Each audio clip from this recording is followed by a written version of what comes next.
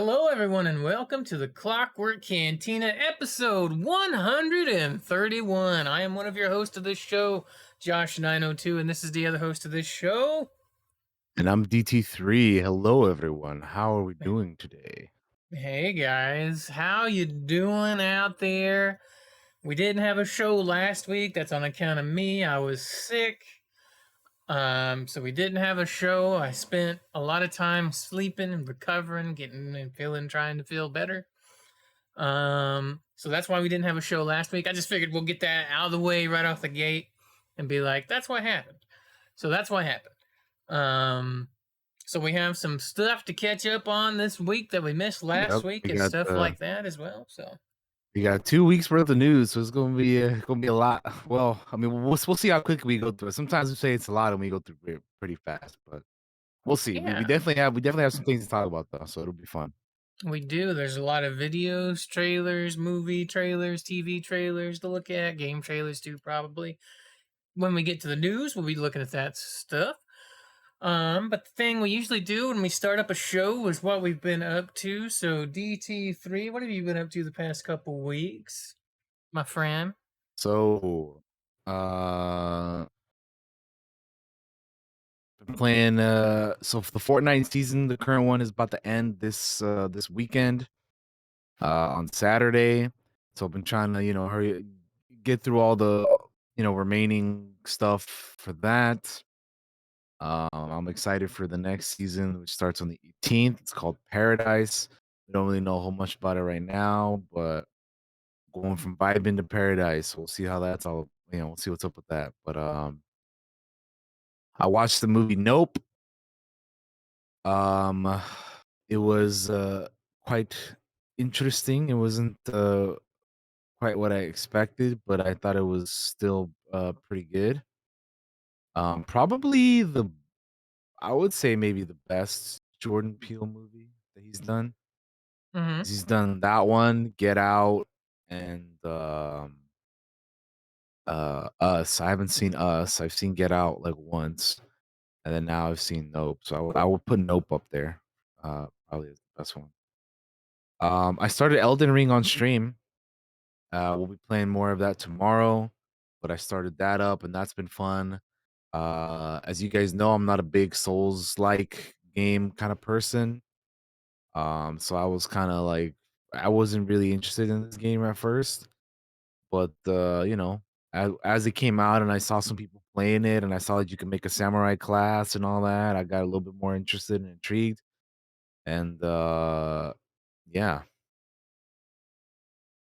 I was gifted the game to try it out because I was like, well, I'll maybe give it a shot, and I did, and here we are finally now months later, finally playing it, and I'm enjoying it. So it's been pretty cool. I Hell watched yeah. The Lobster, uh, which is a crazy ass movie. If you've never seen The Lobster, that I don't even know how to describe it.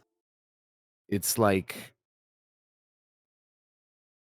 the main dude in the movie is what's his name? Colin Farrell, and it has like John C. Riley in it, and the dude from the Bond movies. What's his name? Fuck the like the dude behind the glasses dude. Fuck, I forgot his name, dude. But he's like Q or M or one of those. I don't Yeah, remember, dude. Q, the guy that Anyway, invents Q. things. Yeah, yeah, that guy Q. Yeah. Sorry.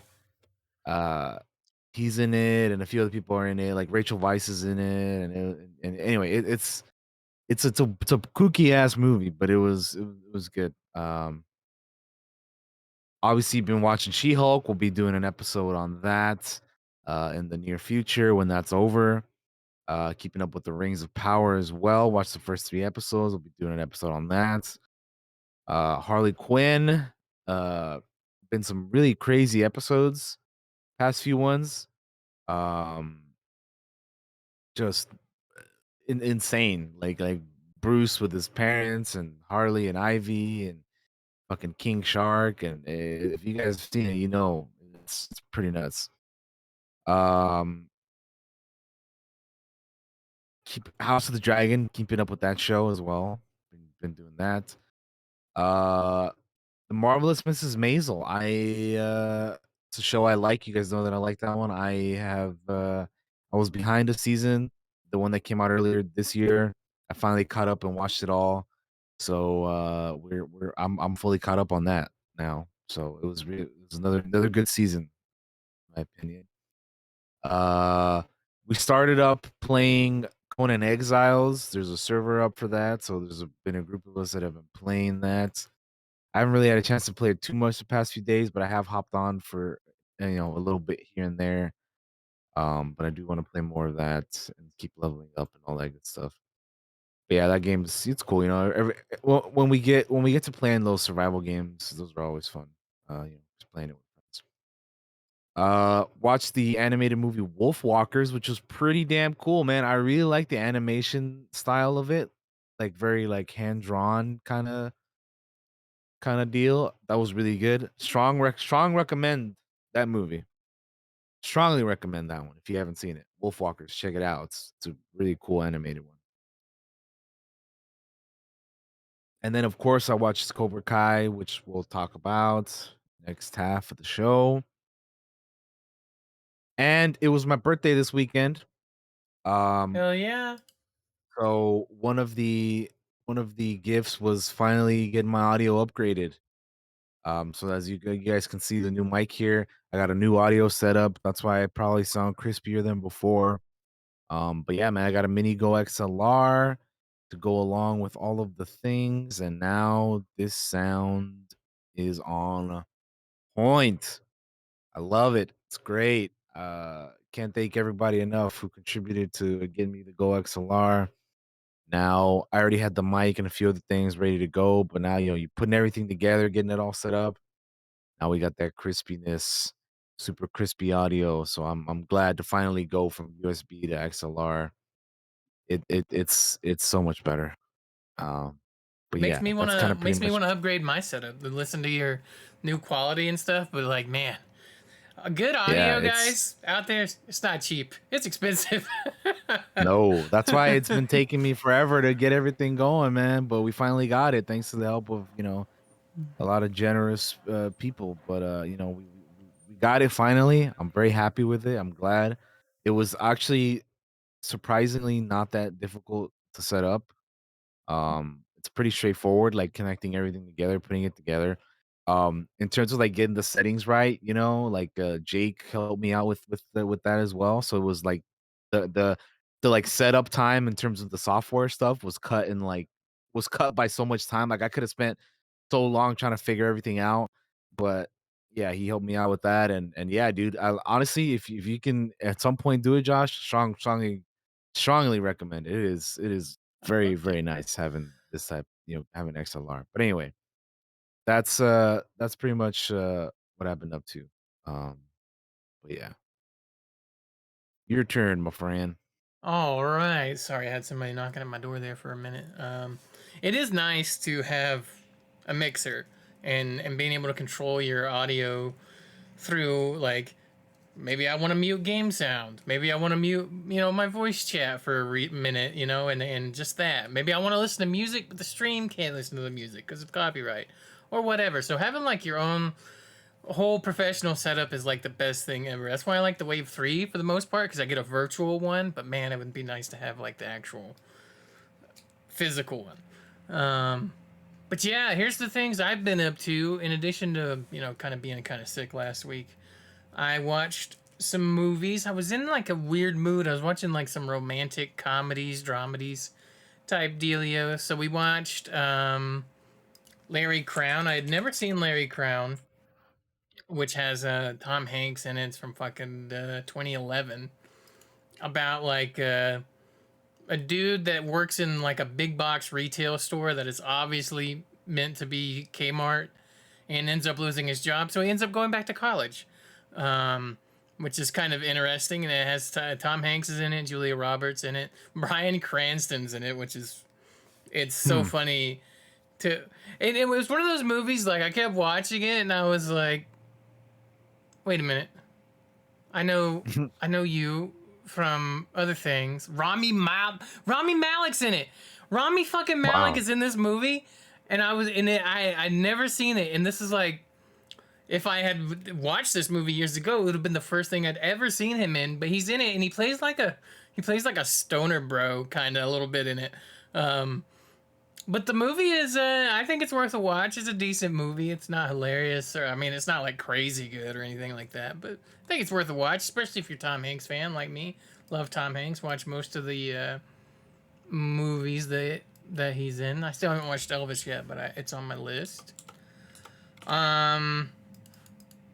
She-Hulk. Continuing to watch She-Hulk. I watched The Lake House. I'd never sat down and watched The Lake House all the way through, which was a like a fantasy romance.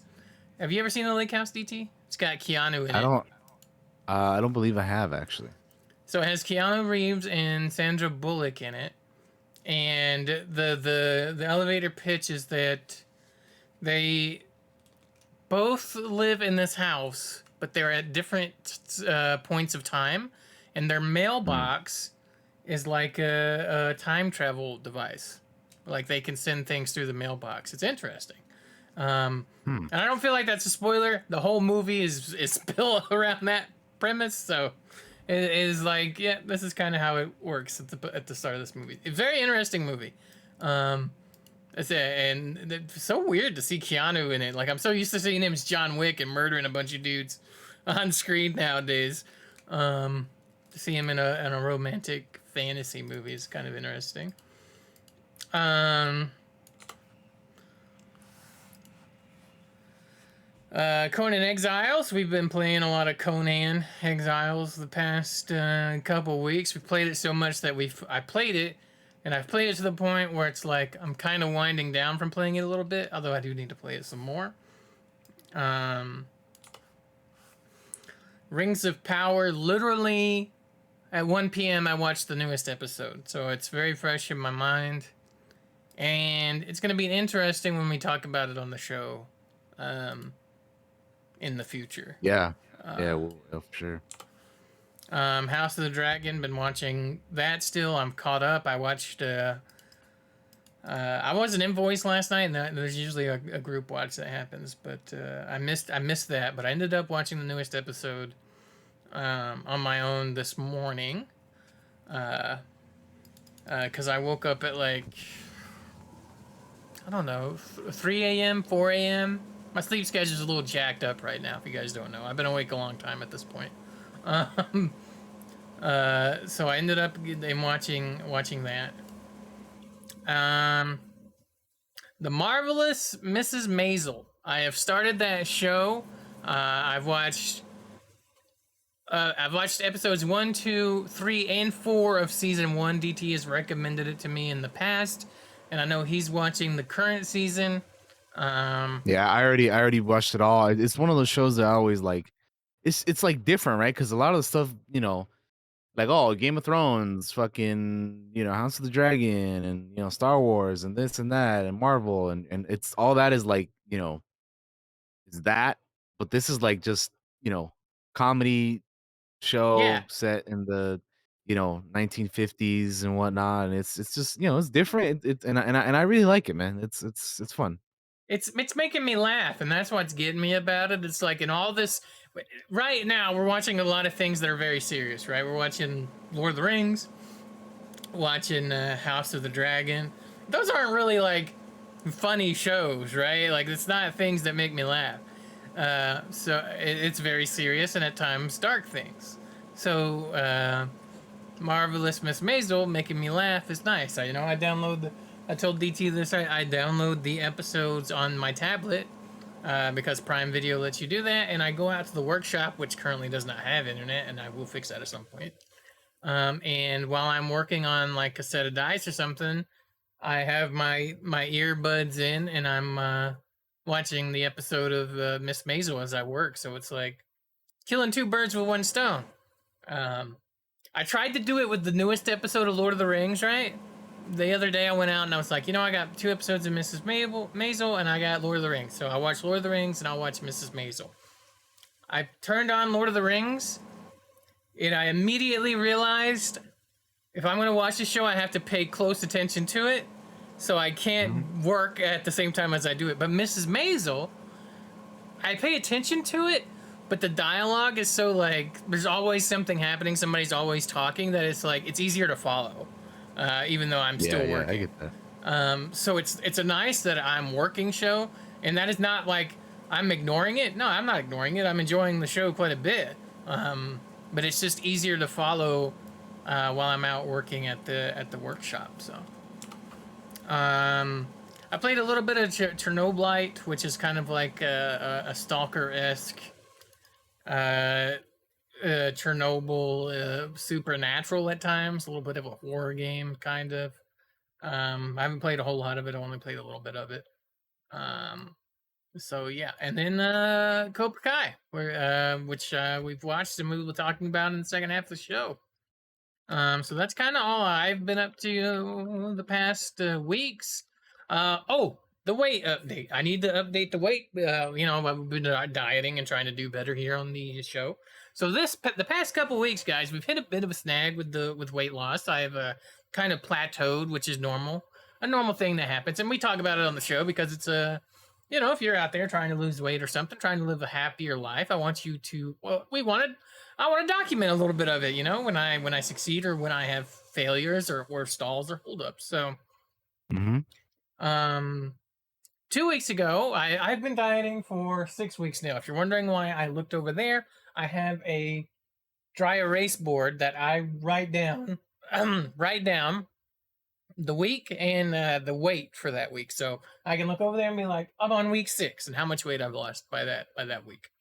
Um, so 2 weeks ago, I had a cheat day at the end of the month. I had been dieting for 4 weeks at that point. So I had a cheat day, which was some Japanese food. So rice, teriyaki chicken, and that. And then Nice, that was just nice. one meal. That was the one meal. And um, on the weigh-in day, I had gained a pound back. So that I was kind of expecting that because I had a cheat day. So when you do that, your body will start to retain water and you will gain a little bit of weight back. Um, and then I've been going forward with the diet ever since. On this past weigh in, I lost like 4 ounces. That was it, just 4 ounces. So I'm kind of stalled a little bit at the moment with the weight loss. I will admit it was a little disappointing to step on the scale and not see a bigger number go down, but it is what it is. You can it's going to happen even if you're perfect. You will plateau at points and you will not lose any weight or not gain any weight if you're trying to gain weight. There are people that do try to gain weight for muscle mass and stuff like that. And I think the biggest thing is try not to be disappointed with it when you see it, even though it's hard not to. Um, because it's normal. Because there are people that you will go like a week or two without losing weight, and then the next time you weigh in, it will be weird, and you've lost 10 pounds somehow. It's very dieting and weight loss is like it's not a short term thing; it's a long term thing. So a little note of inspiration for you guys: if your scales ain't moving, don't get too disappointed. Just keep trying to do the best you can. You're not perfect. Eat when you're hungry. Don't starve yourself or any of that craziness. Do it the right way. So I did want to bring that up because we have talked about it on the show in the past, and I think it's a good thing to talk about. So yeah, that's about everything I've been up to, my friends out there that are following the show. Okay, DT, what do you say? We're gonna hop into some of this here gaming news, Let's my do it friend. because we have quite a bit to go through, so let's get on it. Let's do it. The text is updated. It's just taking a moment on the stream. What do So we the first have piece of first? news that we have here is that Quantic Dream has been acquired by NetEase. So Quantic Dream, the developer behind games such as Detroit Become Human and Heavy Rain, has been acquired by NetEase Game, one of China's largest video game companies, whose catalog of games developed and published include Knives Out, Naraka Blade Point, and more. Uh, NetEase. The news came from a posting released by NetEase that called Quantic Dream its first studio in Europe. It's unclear how much the acquisition cost NetEase, but the developer publisher says it will allow the studio to continue to operate independently, focusing on creating and publishing games while supporting third-party developed titles too. The CEO of NetEase, William Ding, wrote in a press conference, "We are thrilled to embark on an exciting new stage of growth with Quantic Dream. Bound by our shared vision, mutual trust, and respect, NetEase will continue to fulfill our promise to support Quantic Dream to realize its full potential. By combining the wild creativity and exceptional narrative focused on Quantic Dream with NetEase's powerful facilities, resources, and execution capabilities, we believe there are infinite possibilities that could redefine the interactive entertainment experience we provide for players worldwide." So another change of ownership here for another video game company. There's been a lot of that going on recently, obviously with uh Microsoft getting Activision and Blizzard, and Sony getting Bungie, and Sony also getting Jade Raymond Studio, Haven Studios, and so there's been a lot of shakeups, and this is just another one that will be added to the list. Quantic Dream is also, like, as I mentioned, they did Detroit Become Human and Heavy Rain and those types of games. They're also the ones doing the upcoming Star Wars Eclipse, for those wondering. So we'll see how this change affects that game going forward. But yeah. Any thoughts on this one, Josh? No, Have not you have you really. have you played any of their games actually? No, that's what I was fixing to say. Is like I don't think I've even played a Quantic Dreams game. Funnily enough, I think I'm uh, Heavy Rain. I found fascinating when it came out, but I didn't play it. I think I watched some streamers play parts of it, but not like all of it. Um, but yeah, I haven't played. I don't think I've played any of them. I might try Detroit Become Human one day. I wouldn't mind checking out that game because it looked interesting at the time. I think I tried a demo for it. I think I tried a demo for Detroit Become Human way back when before it came out. I think because that's when you play demos, um, for the most part. But yeah, I don't think I've ever played any of them, so I don't really have any thoughts on this one, guys. I'm sorry about that, but it's interesting. All right, well, we can move on to the next thing then, which is that Tencent, Sony collectively acquire 30% of developer From Software. So again, the acquisitions continue. Uh Gematsu posted a press release from Kotokawa Corporation, the parent company behind From Software, and it says that through third-party allotment, Six Joy Hong Kong, a Tencent Holdings subsidiary, has purchased 16.25% of From Software shares, while SIE has acquired 14.9%. Despite this, however, Kotokawa Corporation is still the largest shareholder of From Software, holding 69.66% of the shares. Through the implementation of fund procurement, From Software will aim to proactively invest in development of a more powerful game IP for itself to strengthen From Software's development capabilities, and will seek to establish a framework that allows the expansion of the scope of its own publishing in the significantly growing global market. In addition to these purposes, for an increase of the number of users in the global market for game IP From Software creates and develops, From Software decided to conduct a third-party allotment to Sixjoy within the Tencent Group, which has strengthened its capabilities to develop and deploy mobile games and other network technologies in the global market, including China, and SIE within the Sony Group, which has strengthened its capabilities to deploy IP in games, videos, and various other media in global market, and concurrently and separately. Um, so yeah, just another like I said with the previous story, just lots of acquisitions going on right now Yeah. all over the And place. and Tencent's been investing in lots of stuff and owns lots of Yeah. studios, IP, and things. So it's not really that surprising. I think so. Interesting nonetheless. Plus, it's only 30% as well, so it's not like they own the entire deal. Just a chunk Right. of it. Like the what it means basically is like From Software's making a lot of money right now. They're probably gonna keep making a lot of money, so we should get in Yeah. on this gravy train before it gets its biscuit wheels. You know, like, Yeah, pretty much. Pretty uh, much, yeah. which makes sense because they From Software hit it out of the park with Elden Ring and I can tell you that because I played it and DT's playing it, which means they Yep. got people that don't normally play those games playing that game, right? So Yep. that means you're making money. uh oh yeah, okay. What do we have next, DT? All right. The next thing we have is that Sons of the Forest has been delayed yet again, but this time they also gave a price point.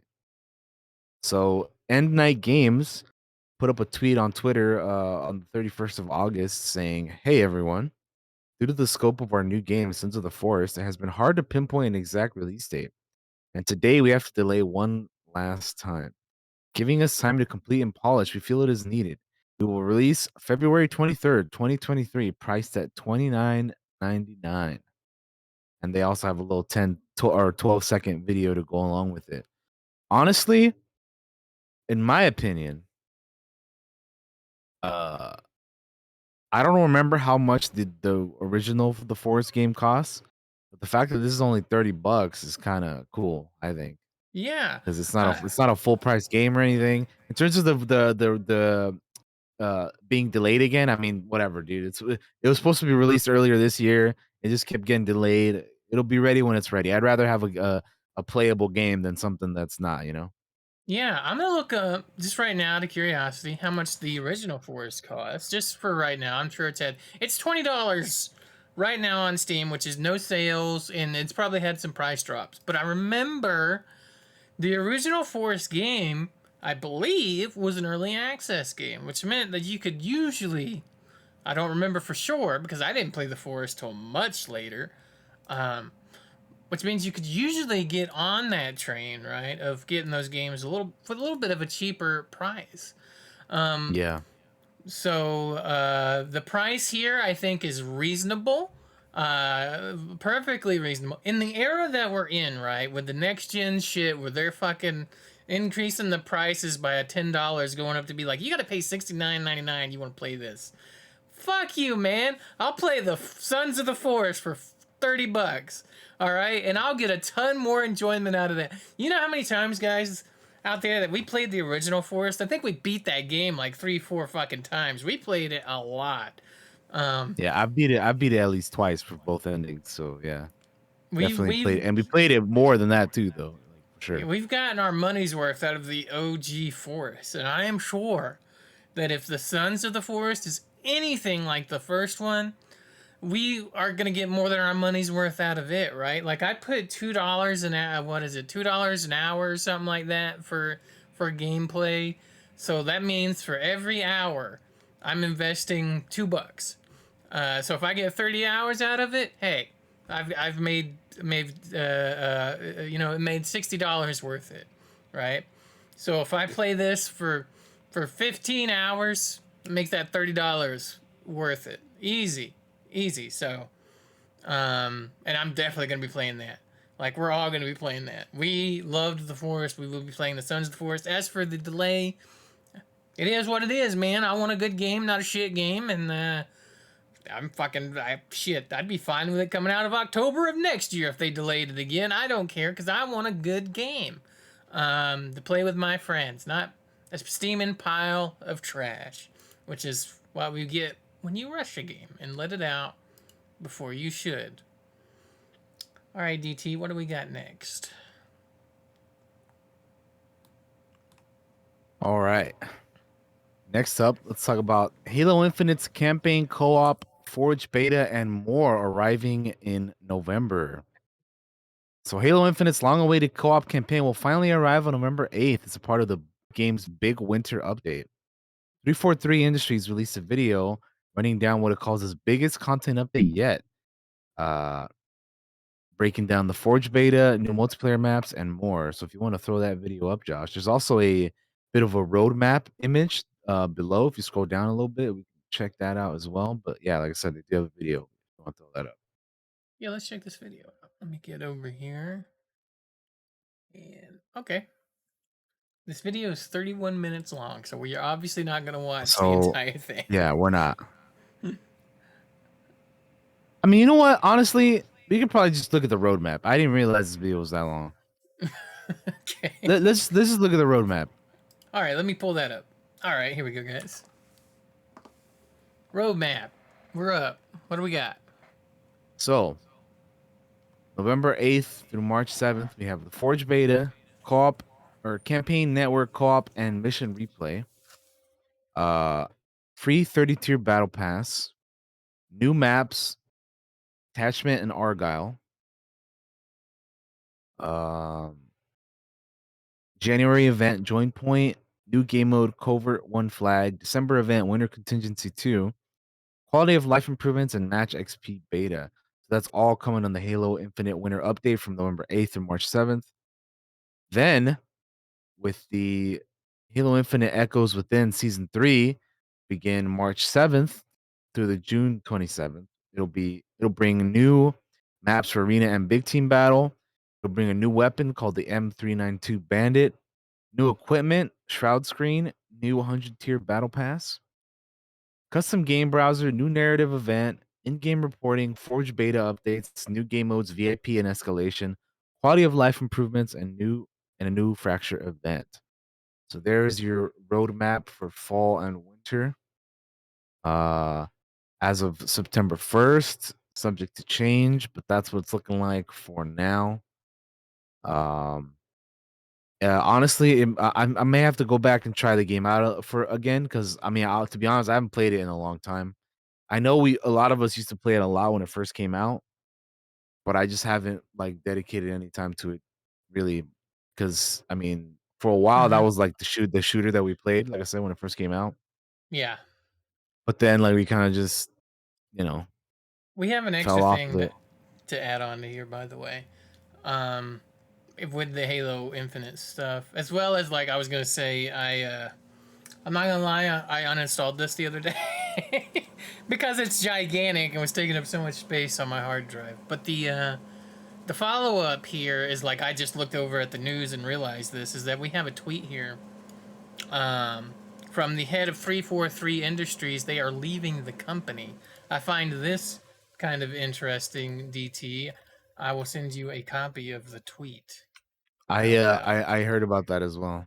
Did you? Okay, I got it. I'll just read the tweet really quick if that's okay. Yeah, It go for it. says, while I had hoped to stay with Halo until we released the winter update, I'm letting you know I will be leaving 343 and attending to it's a family medical issue.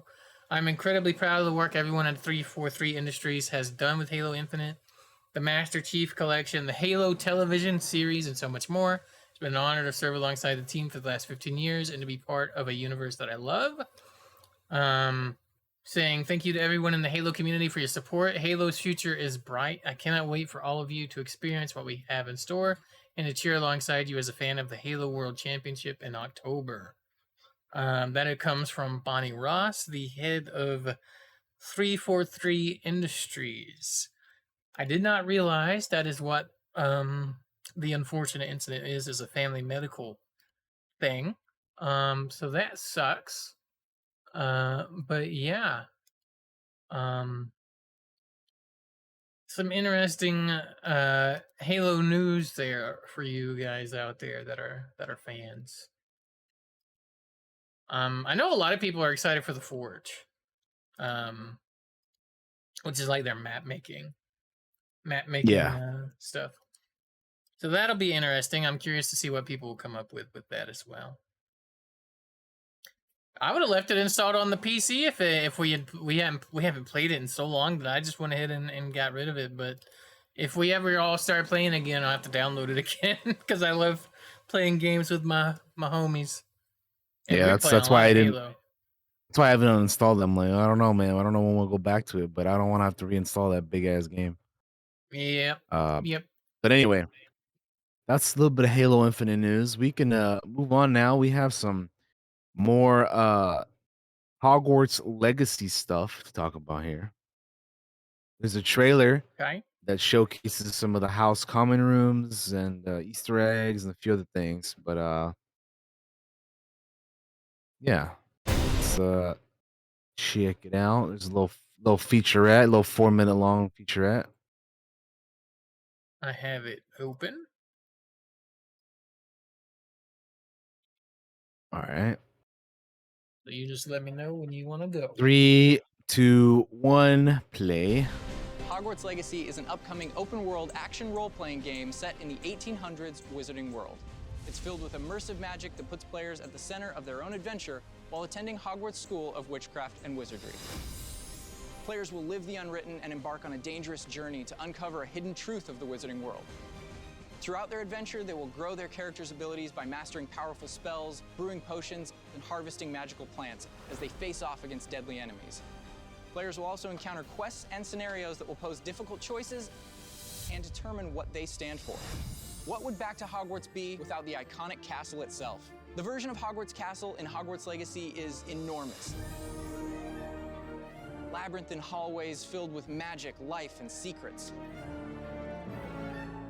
The Avalanche team are authentic fans and have taken more than a few words, passages, and pages from J.K. Rowling's stories to ensure there are surprising details to discover. From the tapestry of Wendell the Weird to the trophy room, and many more references I'm not going to spoil here.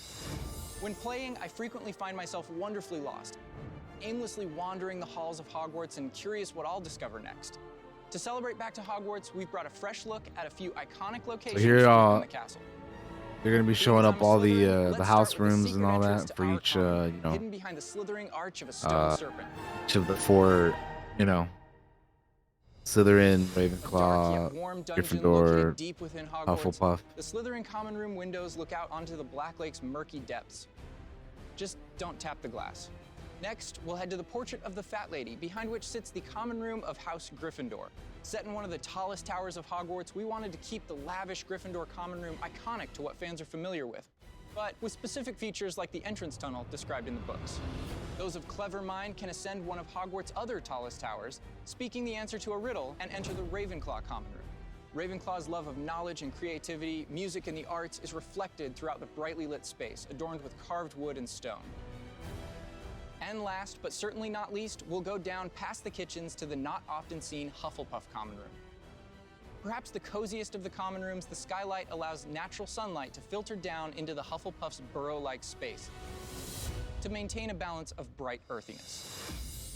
While Hogwarts may be huge on its own, Hogwarts Legacy will take players on an open-world journey beyond the castle walls.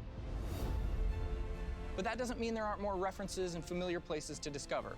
Look at that, beyond the castle. To the Forbidden Forest and even areas beyond the Black Lake, there's plenty to explore. And it's not just by chance we're near Hagrid's Magical Creatures Motorbike Adventure. Motorbike Adventure? Man, that just tells you that I don't know much about fucking Harry Potter, dog. One of Hogwarts Legacy's side quests will take I'm just confused about some of this shit. There are many more shit. references like it for astute fans to pick up on throughout the game, which is rich in detail. And that's not all we have to show. We have one more big announcement. Hogwarts Legacy is being developed for Wizarding World fans, and I'm excited to announce that we've created a special way to bring your fandom into the game and receive some cool extras to represent your house. Players can link their Harry Potter fan club account with their WB Games account to import their house and wand into Hogwarts Legacy. Based on your Harry Potter that is actually kind of dope. Quizzes, you can bring your authentic self into the game. Linking your accounts will also unlock a beaked skull mask and exclusive House Fanatic robes in-game, a special set of house-themed robes so you can represent your house with style. This is all available starting today in celebration of Back to Hogwarts. Head to wizardingworld.com/legacyconnect to connect your account and get these special items in Hogwarts Legacy when it releases. It's been a pleasure being part of the Back to Hogwarts celebration and sharing more about Hogwarts Legacy. From everyone at Avalanche Software and Portkey Games, we can't wait All right. to bring you the game. So, what'd you think, Josh? You know, I am interested in the game. I'm not the biggest Potter fan. I know you're not either. Yeah. I think it looks interesting, and I know there is controversy as well because of J.K. Rowling and all that stuff as well. But Yeah, we've talked about that we've talked before. about If it you in the wanna, previously, but yeah.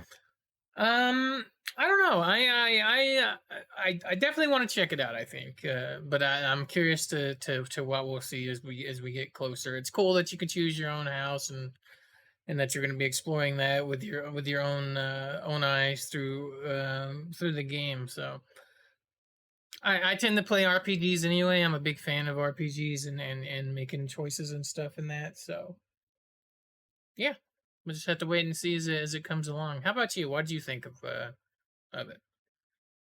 Um, yeah, I think it looks neat. Like the more I see of it, I'm like, oh yeah, that's interesting. I'm not even again the biggest Harry Potter fan, like Josh said, but I did take the years back when I like first watched the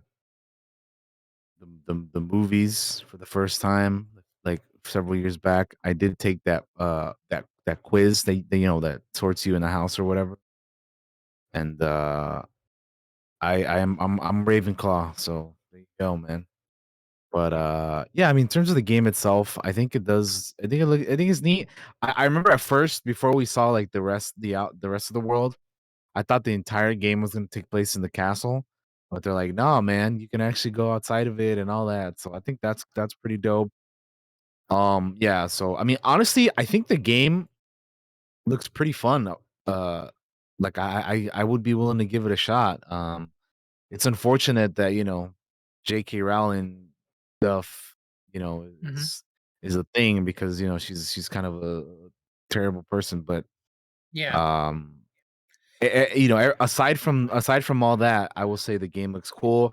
And then I just every time we talk about this game, I just try to, remember people that, uh, she isn't like, yeah, she's the creator of this world and, all of that stuff, but at the same time, like, also think of the people who are working on the game that, are fans like, yourself or, like, just, they're just they're just doing their job making a game of something they love, you know what I mean? So, Hmm. think of them as well, regardless of how bad, she is or, J.K. Rowling is, I should say. But yeah, you got something to say, Josh? I was just gonna add on to, in addition to like what you were saying, is like I feel like there's a point like where at what point, yeah, the author creates it, but your love for it makes it yours. You know what I mean? Like there's so many people out there that love Harry Potter, right? There's so many people out there like DT and I that love Star Wars. And while that, like, yeah, it is created by creative people that write things, but your love for that thing is what makes it special, and it's what makes it yours ultimately. Um, so yeah, that's just one thing I wanted to add on there. Like if you can't play it because you feel like you can't support something like that, okay, totally understand you. I really do. For sure. That's somebody that boycotted Blizzard and quit playing any of the Blizzard games. I didn't blame anybody that kept playing. I myself just couldn't do it anymore. Um, so I totally understand if that's something that you can't do. But I just want you to remember, like, the, it kind of belongs to you, if not more than it does to someone like J.K. Rowling in some ways. You know what I mean? Like, in some ways, Star Wars it belongs to me. I'm a small part of it. The same for DT. Star Wars belongs to him as well. Like, So just some thoughts to think about it when we're dealing with controversial figures and creators of things, uh, and then it turns out that they're not, like maybe who you thought they were, or like they're a shitty person. Like it happens all the times when we watch like old movies or old television shows now, where it's like, yeah, that person was a great actor, but they were a shit human being, So it's a weird thing. So just remember, part of that world, part of that franchise belongs to you. You may not have rights to it or anything like that, but your soul's in it, your heart's in it, your love is in it. So, um, yeah, that's all I wanted to say. All What do right. Well, we we can have move on to the next thing. next? So the next thing we have here is Splitgate is launching 1.0, but future development will cease to focus on, or future development will cease to focus on new project. Uh,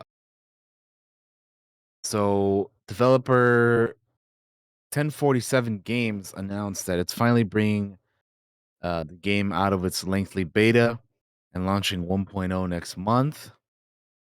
But it also revealed plans to create another title within the Splitgate universe. Uh, However, to facilitate work on the next project, it will cease feature development of Splitgate. They put out a little statement and a press release, and they said that developing a new shooter in the Unreal Engine 5, set in the world of Splitgate, which means it will also feature portals. There aren't many details beyond this, but it will be the team's full-time project going forward. But also, uh, Splitgate will be launching or be going out of beta on the 15th, which is this Thursday.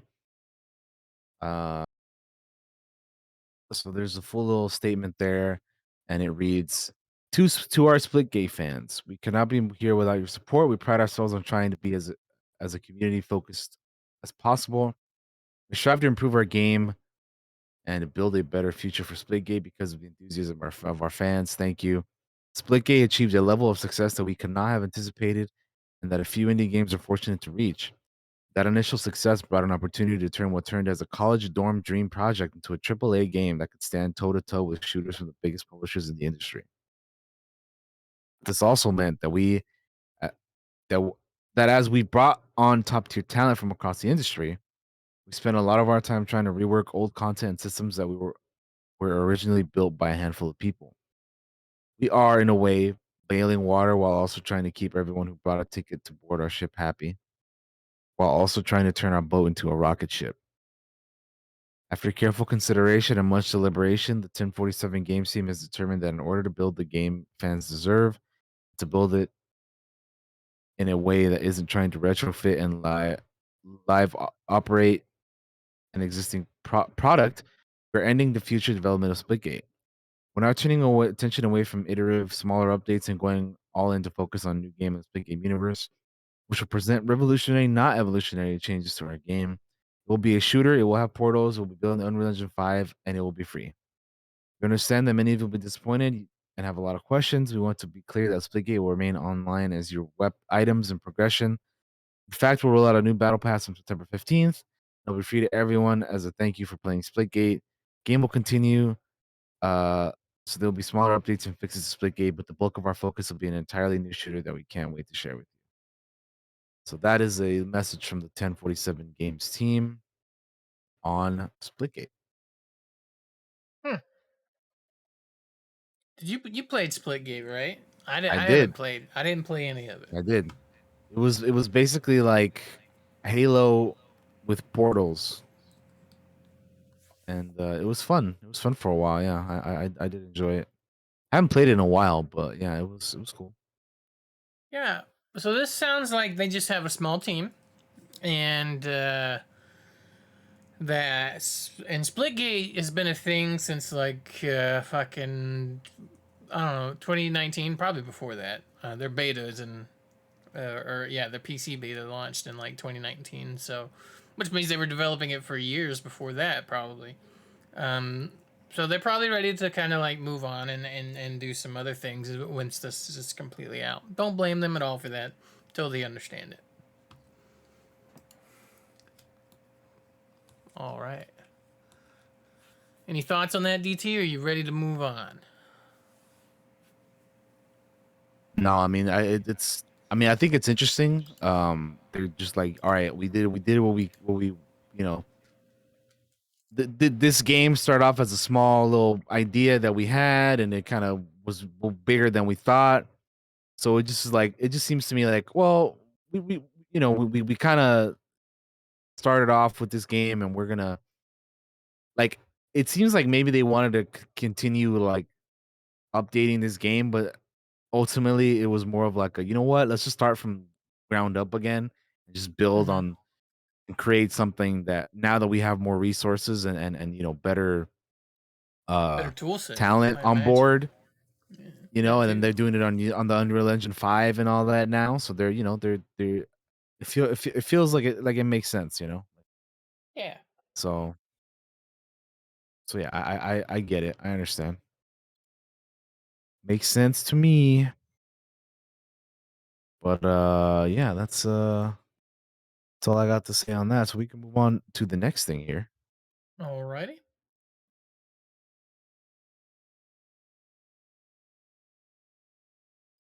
which is we have a Cyberpunk 2077 Phantom Liberty official teaser.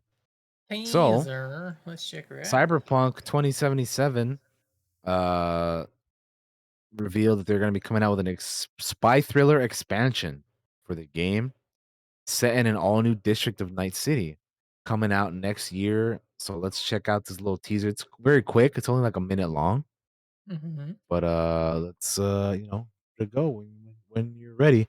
Uh Alrighty. 3, 2, 1, a go. Repeat after me. I, V, do solemnly swear I, V, do solemnly swear that I shall faithfully serve the new United States of America that I shall faithfully serve the new United States of America. on behalf of all Americans.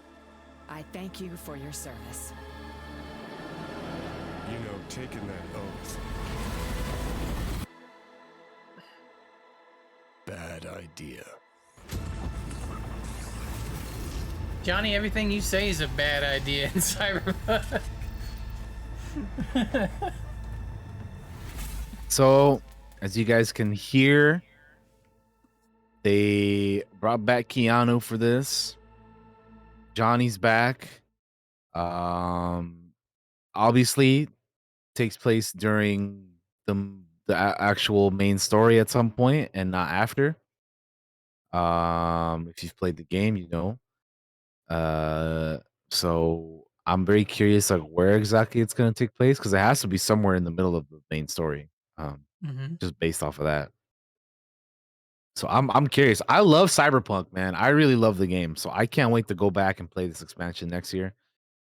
Um, yeah, I'm very excited to get back into this world because I played the game when it first came out and it was awesome. I loved it. It was fantastic.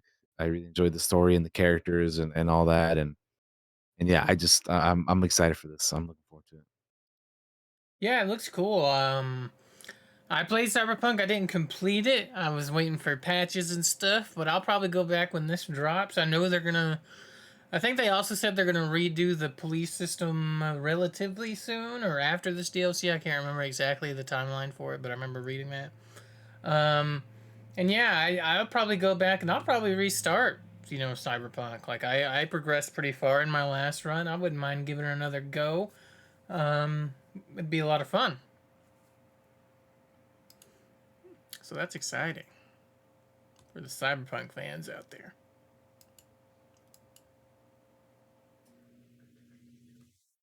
All right, DT, what do we got next? Next up, let's talk about everything we saw at the Disney and Marvel D23 game showcase, which happened this past week as well. Okay. So the first thing that we have here is Marvel's Midnight Suns. So the game got a new release date, and they talked about it a little bit more here at this showcase. They got a new little animated short that featured Blade and Wolverine. Um, and apparently, there's also going to be some kind of important romance mechanic some, with which they're doing for this, for Marvel's XCOM. So we'll see what what they have to bring, but uh I haven't even seen the animated short, but yeah, apparently it had a Blade and Wolverine in it. I didn't see it either. Um, they also have talked about Avatar: Frontiers of Pandora, uh, coming out, I guess at sometime this year. Um, but yeah, they also showed how you can create your own Navi and participate in like kind of like know, FPS esque team deathmatch uh stuff. Um, they also have another Avatar game called Avatar Reckoning, which showed some new gameplay for D23. The trailer described it as a action-packed MMORPG shooter that you can play in the palm of your hand. So if you're looking for a MMORPG for your phone, that's Avatar. Your answer, the answer is there. Uh, Oh my god, I'm so excited. They also announced Lego Star Wars: The Skywalker Saga Galactic Edition. Now that's dope. They're bringing in more characters to the game. Uh, it's adding 30 new playable characters to be exact, and with its new Galactic Edition. The That's so Galactic many. Edition will Holy shit. include 6 character packs, and will include uh characters such as Cassian Andor, Reva, Captain Rex, and more because they're doing obviously more uh uh character packs because they didn't include some of these in the previous game or the previous when previous season pass. So now they're adding like Rebels and Clone Wars and Obi-Wan and Andor characters, so it's gonna be pretty dope, I think. I'm excited for that. They also talked about Marvel Snap. If you're wanting a Hearthstone Marvel game, that's what Marvel Snap is. They talked about Illusion Island, The Wonderful World of Mickey Mouse cartoons, like a platformer game with all the Mickey Mouse characters. They talked about Return to Monkey Island, uh, which we had already known about. Um, they talked about updates for Disney's Dreamlight Valley, which, if you guys don't know what that game is, it's basically like Disney's version of Animal Crossing, but they revealed the expansion, which will be containing Toy Story stuff. Um, Disney Speedstorm, another game, which is like Mario, basically a Mario Kart kind of game. It's just a Disney racing game. Disney Mirrorverse, which is like apparently a game where you play as the Disney villains, but it's a mobile RPG. Which again, if you want more mobile games, here you go, man. Uh, Marvel Strike Force, which isn't a new game, but it's another RPG for mobile, turn-based RPG. Which they have a new trailer, which all the Hulks, and Abomination as well. And then I think one of the more interesting things that they showed off at this showcase is the new Black Panther Captain America game, which will be Skydance, Amy Henning's new game. Uh, where it looks like we're gonna be punching out Nazis in World War II with both, you know, the King Black Panther and Iron Man. Steve Rogers. I love fighting Uh, Nazis. I love shooting them, love stabbing them, love strangling them. You know, like BJ Blazkowicz. Fucking out there doing work, dog. they showed off also Aliens: Dark Descent, which is the squad-based RTS strategy game, kind of like XCOM but for aliens. I don't know if you want to throw. I don't. Have you seen that? Did you see it, Josh? That's the original trailer right there. That's from June. So Okay. yeah, we've seen that. But yeah, they did show one at the Disney showcase. That one I haven't seen, so I don't know where it's at. Marvel's World of Heroes, which basically is like a Pokemon Go for Marvel. And then one of the more interesting reveals I thought was Tron Identity, which yeah, I'm very curious about. It looks like it's gonna be like a visual novel kind of game. But hey man, Tron is one of those like Disney franchises, IPs that they need to do more in because Tron is Yeah, badass. I So hope the music is popping yeah, in that visual novel. get Daft Punk out of retirement and make him do a fucking Right? soundtrack to this game. Reunite them. But anyway, that was kind of what was shown at the games showcase. Is there anything from out of all of this, interest you at all, Josh, The or no? things that get me is like Marvel's Midnight Suns and the Aliens Dark Descent. And the Black Panther Captain America game. Like those are the three. I'll be honest with you guys. I don't give a fuck about mobile games. I'm sorry. I just don't. For one, I'm not a rich whale, so how am I gonna get enjoyment out of it? I'm just a poor whale. Look at this body.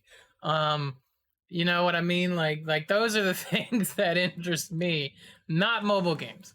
Um, Lego Star Wars. I think it's cool that they're adding a bunch of characters. That's cool. Don't give a single shit about the blue people in Avatar at all, really. And I probably won't play the Tron thing, but I think it's cool that they're doing something with Tron because that universe is ripe for more adaptations of video games or whatever. And I'm surprised they haven't done it sooner. So Yeah. yeah, those are the things that interest me. Those are the things that also do not interest me, which is tons of mobile shit. I hate it. Get it out of here. All right. So let's check out what happened at the Ubisoft event, which I didn't watch because I didn't know it was happening. I But also I did didn't hear watch some it. of the I I have no did hear clue. some pretty interesting announcements that were pretty cool. So let's see what they talked about there. So first off, they had Mario plus Rabbids Sparks of Hope, which is the sequel to the the other Mario Rabbids game, which is basically like Mario XCOM, Hmm. right? Yeah, the original So they game was showed quite off a little bit of popular. that. Even our friend Majin, who hates everything, by the way, is like, you guys should check out that game. It's pretty good. You remember? I remember. Or he was telling me to check it out because I'm an XCOM dude. Pepperidge Farm remembers. I remember. So yeah, they mentioned that one. They showed off some new footage, like a battling a worm on a speeding train, uh, in a lush environment, and then Skull and Bones, which another game we've been waiting on forever, and they finally have been talking about it more past few months. They showed off some gameplay, uh, which definitely looks very much like Assassin's Creed 4 Black Flags pirate stuff. Ship to ship battles, plundering and profiting from loot, kitting out your pirate vessel. They also shouted out their insider program for the game if you're itching to get early versions of it. The game will be crossplay and which I think this is huge because you can't do this in Sea of Thieves. You can turn off PvP.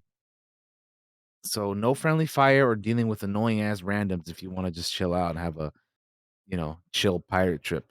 Which that's one of the things that like I love Sea of Thieves, but god damn, that is annoy the fuck out of me when you run into annoying ass randoms that want to fight all the time. Like I just want to chill and be a pirate with my friends, but sometimes you run into some assholes, bro, and it is annoying. Look, man, little Timmy's doing So his best out here with his homies. All right, he's just trying to play Sea of Thieves, and the next thing you know, they're nah, rolling up fuck on that. DT3 and his crew, and yeah. Little Timmy can sync with it with all his loot. Take it. But another game to talk about is Riders Republic, which is the BMX, skateboarding, snowboarding, All right, extreme sports kind of I game. forgot about this thing. Yeah, dude. Yeah, we talked about this in a little bit in the past. But they're showing off the season 4 update called Freestyling, which is set to launch on Wednesday, I believe. Letting you jump over park cars, pull off tricks in skate parks, and grind on rails instead of taking the stairs like a normal human being. You can jump in for free on the game's site. The BMX add-on will be available a bit earlier for those who own the first year's season pass. They have some Division 2 stuff. Season update, which included a new PvE mode and other progression options. The looter shooter set in post-apocalyptic America is expected to get 2 more updates this year. Season 10 is just around the corner with a quality of life updates and new difficulty modes for the countdown mode, while season 11 is expected to continue the main story. Returning characters from earlier seasons, the studio is also working on year 5 of the division, so the game's not done yet. You know what's funny is I own this game and have never played it. I played the first I one. I own it on PS4, so I haven't played it in a very long time. I got it on PC. Maybe I'll hop in there and check it out. Tom Clancy's The Division Heartland, which is the location of the new free-to-play survival action shooter. Tom Clancy's Division Heartland. Fans of the Tom Clancy series will probably recognize the Red Storm Entertainment, the studio which worked on a number of the classic Rainbow Six and Ghost Recon games over the years. This time, the studio is expanding on the world of the Division with new environment and events that connect directly into the clusterfuck of situation the world finds itself in this series. You can register to get into the early playtests as well, by the way. The Division Resurgence is a upcoming mobile game in the Division franchise. New plot, different factions, closed beta tests coming in the fall, where you can drive the PvP features of the return to the infamous Dark Zone for all of your griefing needs. Tom Clancy's Rainbow Six Mobile. Yep, another mobile game because we know that's what you wanted. Hey, Here, Ubisoft Josh. being money grubbing whores? Who knew? So yep, there's another. I don't really think I need to talk about that one too much. It's just a Rainbow Six Tom Clancy mobile game. So it launches today. If you guys want to try it out, I guess. They also talked about their Netflix partnership. They have 3 exclusive upcoming titles from the with Ubisoft. Netflix does. They also revealed that the Valiant Hearts 2 will arrive in January of next year. Another Mighty Quest also the same year, and then the Assassin's Creed game and TV show is expected to happen. So Mythic Quest season 3, that's one of the shows that they do. I haven't seen any of that, so I can't really speak on it, but they showed a trailer for season 3. Ubisoft Plus free trial. If you've been wanting to try Ubisoft's version of Game Pass, you can try it for free from now until October 10th.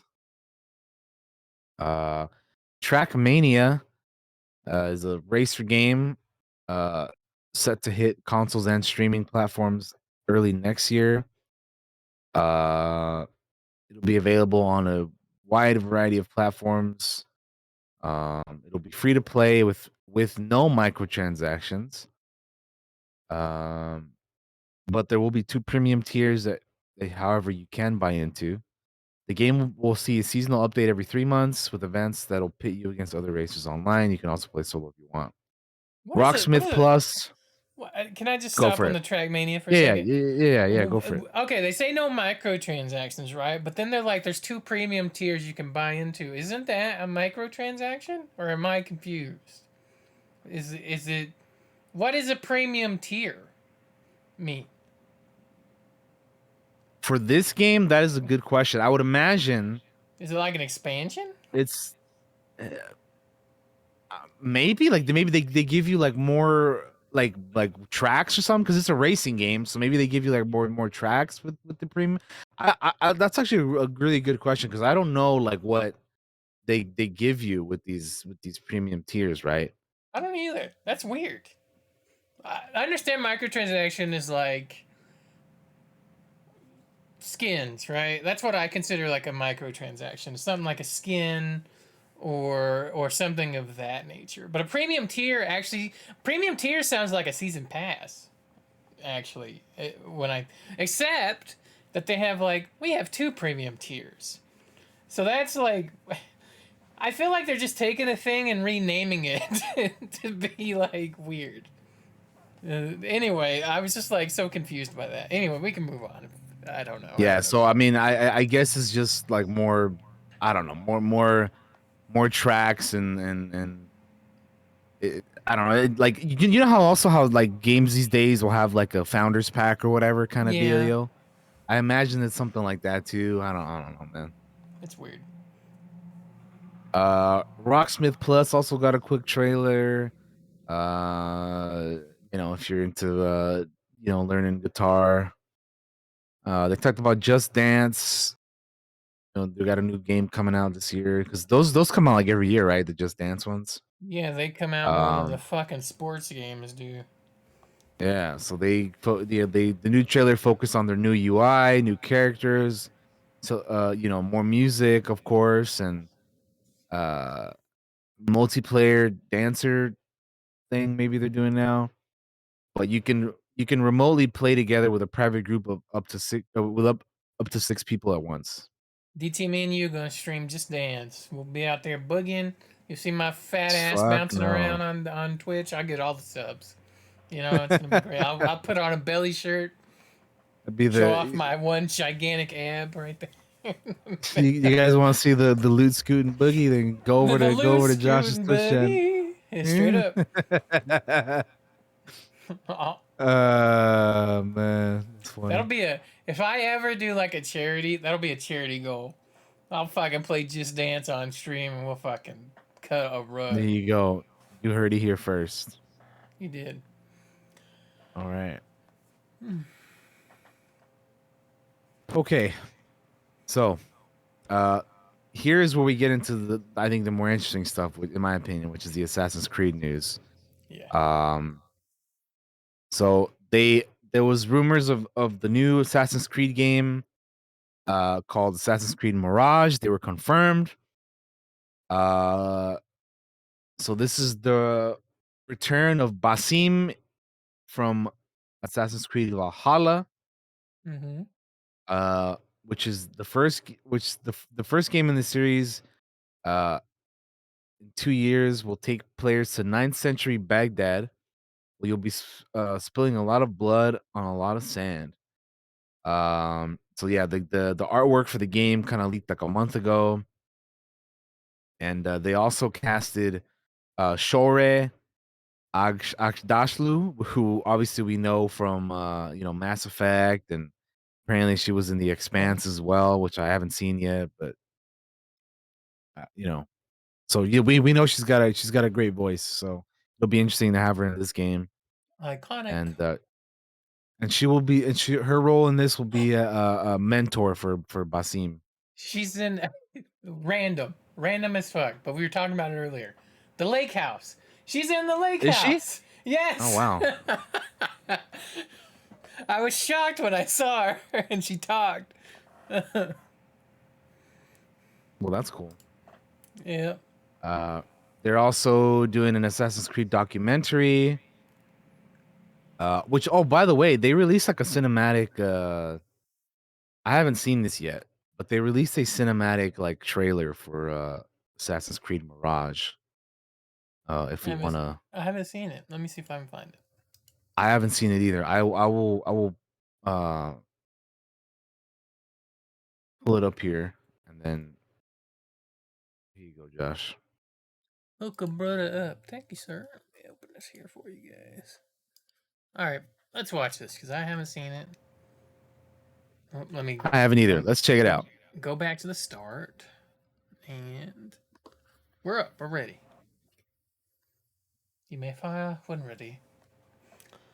All right, here we go, dude. Peggy 18. Ready? 3, 2, 1, go. Peggy 18. Peggy 18.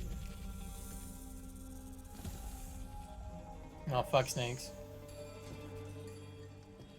Basem, Abne's Hawk. Are you ready to give up who you once thought you were? There she is. There's her voice. She's talking.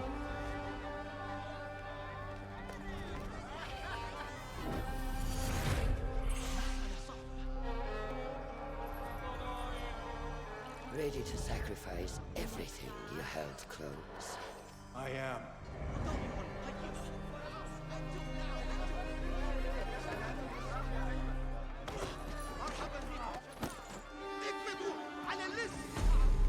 Are you ready to leave your life behind and walk the path of shadows? I am.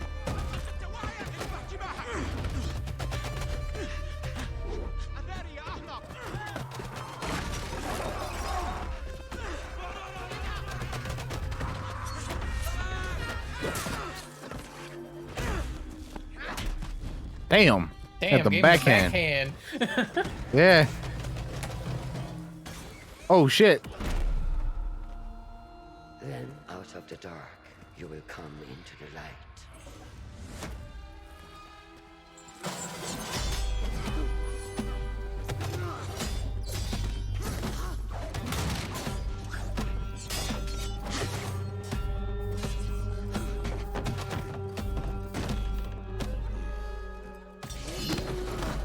And from the light, you will return to the dark.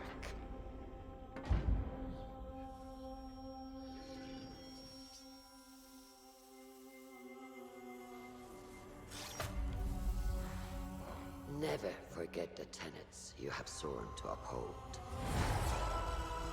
Damn. Stay your blade from the flesh of the innocent. Hide in plain sight. Never compromise the Brotherhood.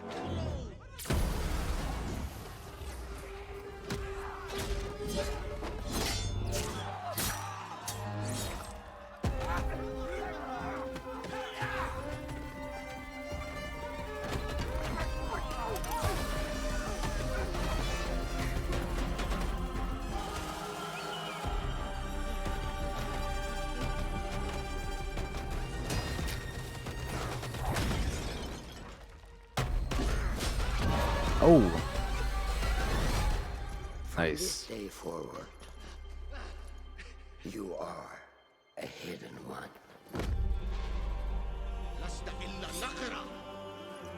Oh, buddy, what do you think you're doing? Assassin's Creed has like one of the best themes. I love that song. Assassin's Creed Mirage.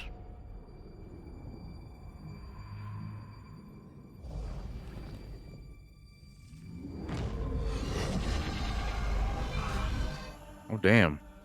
Oh hell! Assassin's Creed Mirage, coming 2023. So that's coming out next year. So that was my first time watching it. I know that was only a cinematic and we didn't actually get to see gameplay or anything. But I did hear that this is going to be going back to more like the OG style of Assassin's Creed games as opposed to like the newer ones where they're like more RPG kind of style, like Origins and Odyssey. So myself, I'm currently very slowly but surely making my way through the Assassin's Creed franchise. I most recently played Assassin's Creed Liberation. And my next one is going to be, I think, Rogue. So I'm making my way through them. However, Um, so I'm not at the point where I'm even playing the new ones yet. But anyway, I bring that up because this is going back to more of the older ones, which is kind of what I'm used to at this point right now. And Mhm. I'll say that looked cool, man. I don't know the character of Basim yet because again I haven't played Valhalla, and he's I guess from that. He is. But I'm actually kind of looking forward to this, man. I'm down for more of a like OG kind of style Assassin's Creed game with like newer graphics and updated style and all that. So that sounds pretty cool to me, man. I'm very excited, dude. I still like I said, I still need to make my way through the older games, but I'm getting there. And at some point, I'll get to this one, and yeah. But yeah, what do you think, Josh? Of Um, this Assassin's Creed Mirage? I think it's cool that they're going back. Like I like the newer Assassin's Creeds, but I also like the older ones. I feel like the newer ones are kind of, I don't know. I feel like there's something missing, and I think it's like certain characters that aren't around anymore. Like Mm, for me, Ezio, I loved playing Ezio. Ezio had a yeah, beginning, a same. middle, and an end, and like all of that is like one of the cool. Like when I think of Assassin's Creed, that's the character that pops in my mind. His theme is the one I hear in my mind. You know, I, I Yeah, I've been playing Assassin's Creed since the very first one, so I've played through most of same. them. And the newer, and another thing, this is gonna sound weird coming from me of all people, but the newer games are so fucking long. They are Yeah, that's another thing so I hear. long. And it's hard to like get through them because they are so long and my time is limited. Um so I hope for like a not necessarily not necessarily a shorter experience, but like a little bit of a shorter experience, you know? Not like super like look, if I have to spend 150 hours on one game, that's a lot of time that It is. It is a lot of time. I think there was once a time where I loved spending that much time in a game, but Mhm. now I can't devote that much time into one game anymore, dude. Like it's too much. Like fucking 10 years ago I would have loved that, but or even like 5 years ago, really, Mhm. but I can't do it no more, man. Like I need Candy. I'm not Yeah. saying I want like 10 hour like a 10-hour game. I want obviously want more than that, but all that we're saying is that we don't need 100 plus hour games anymore, man. Like this is too much, dude. Right? Yeah. Um I want my I don't know money's what worth. I don't know what the sweet spot is exactly because I want something that's like not super short, but again, not also super long either. So something what would you say would be like the sweet spot, Josh? Like a 50-hour game maybe or what do you think? If he, anything from like, it really depends on the game, obviously, but like 35 Yeah. is good, 40 is good, 50 is good, but it's getting a little long at 50.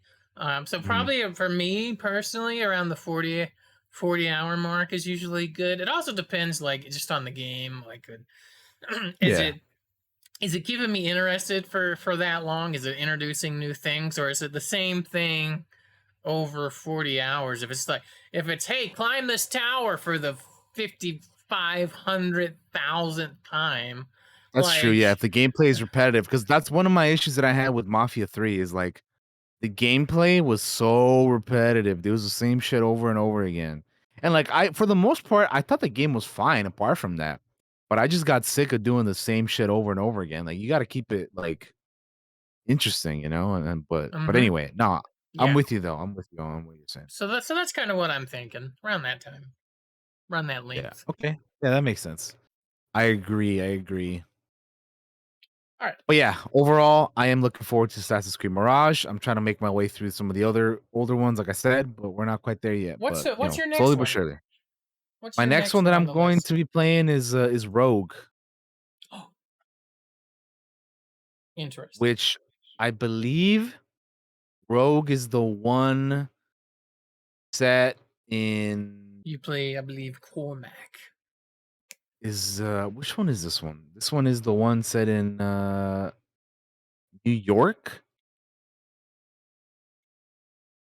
I don't know. I don't know too much about it to be honest, but I'm heading into that like region of games where Assassin's Creed games like, the Rogue and Syndicate and Unity, like those.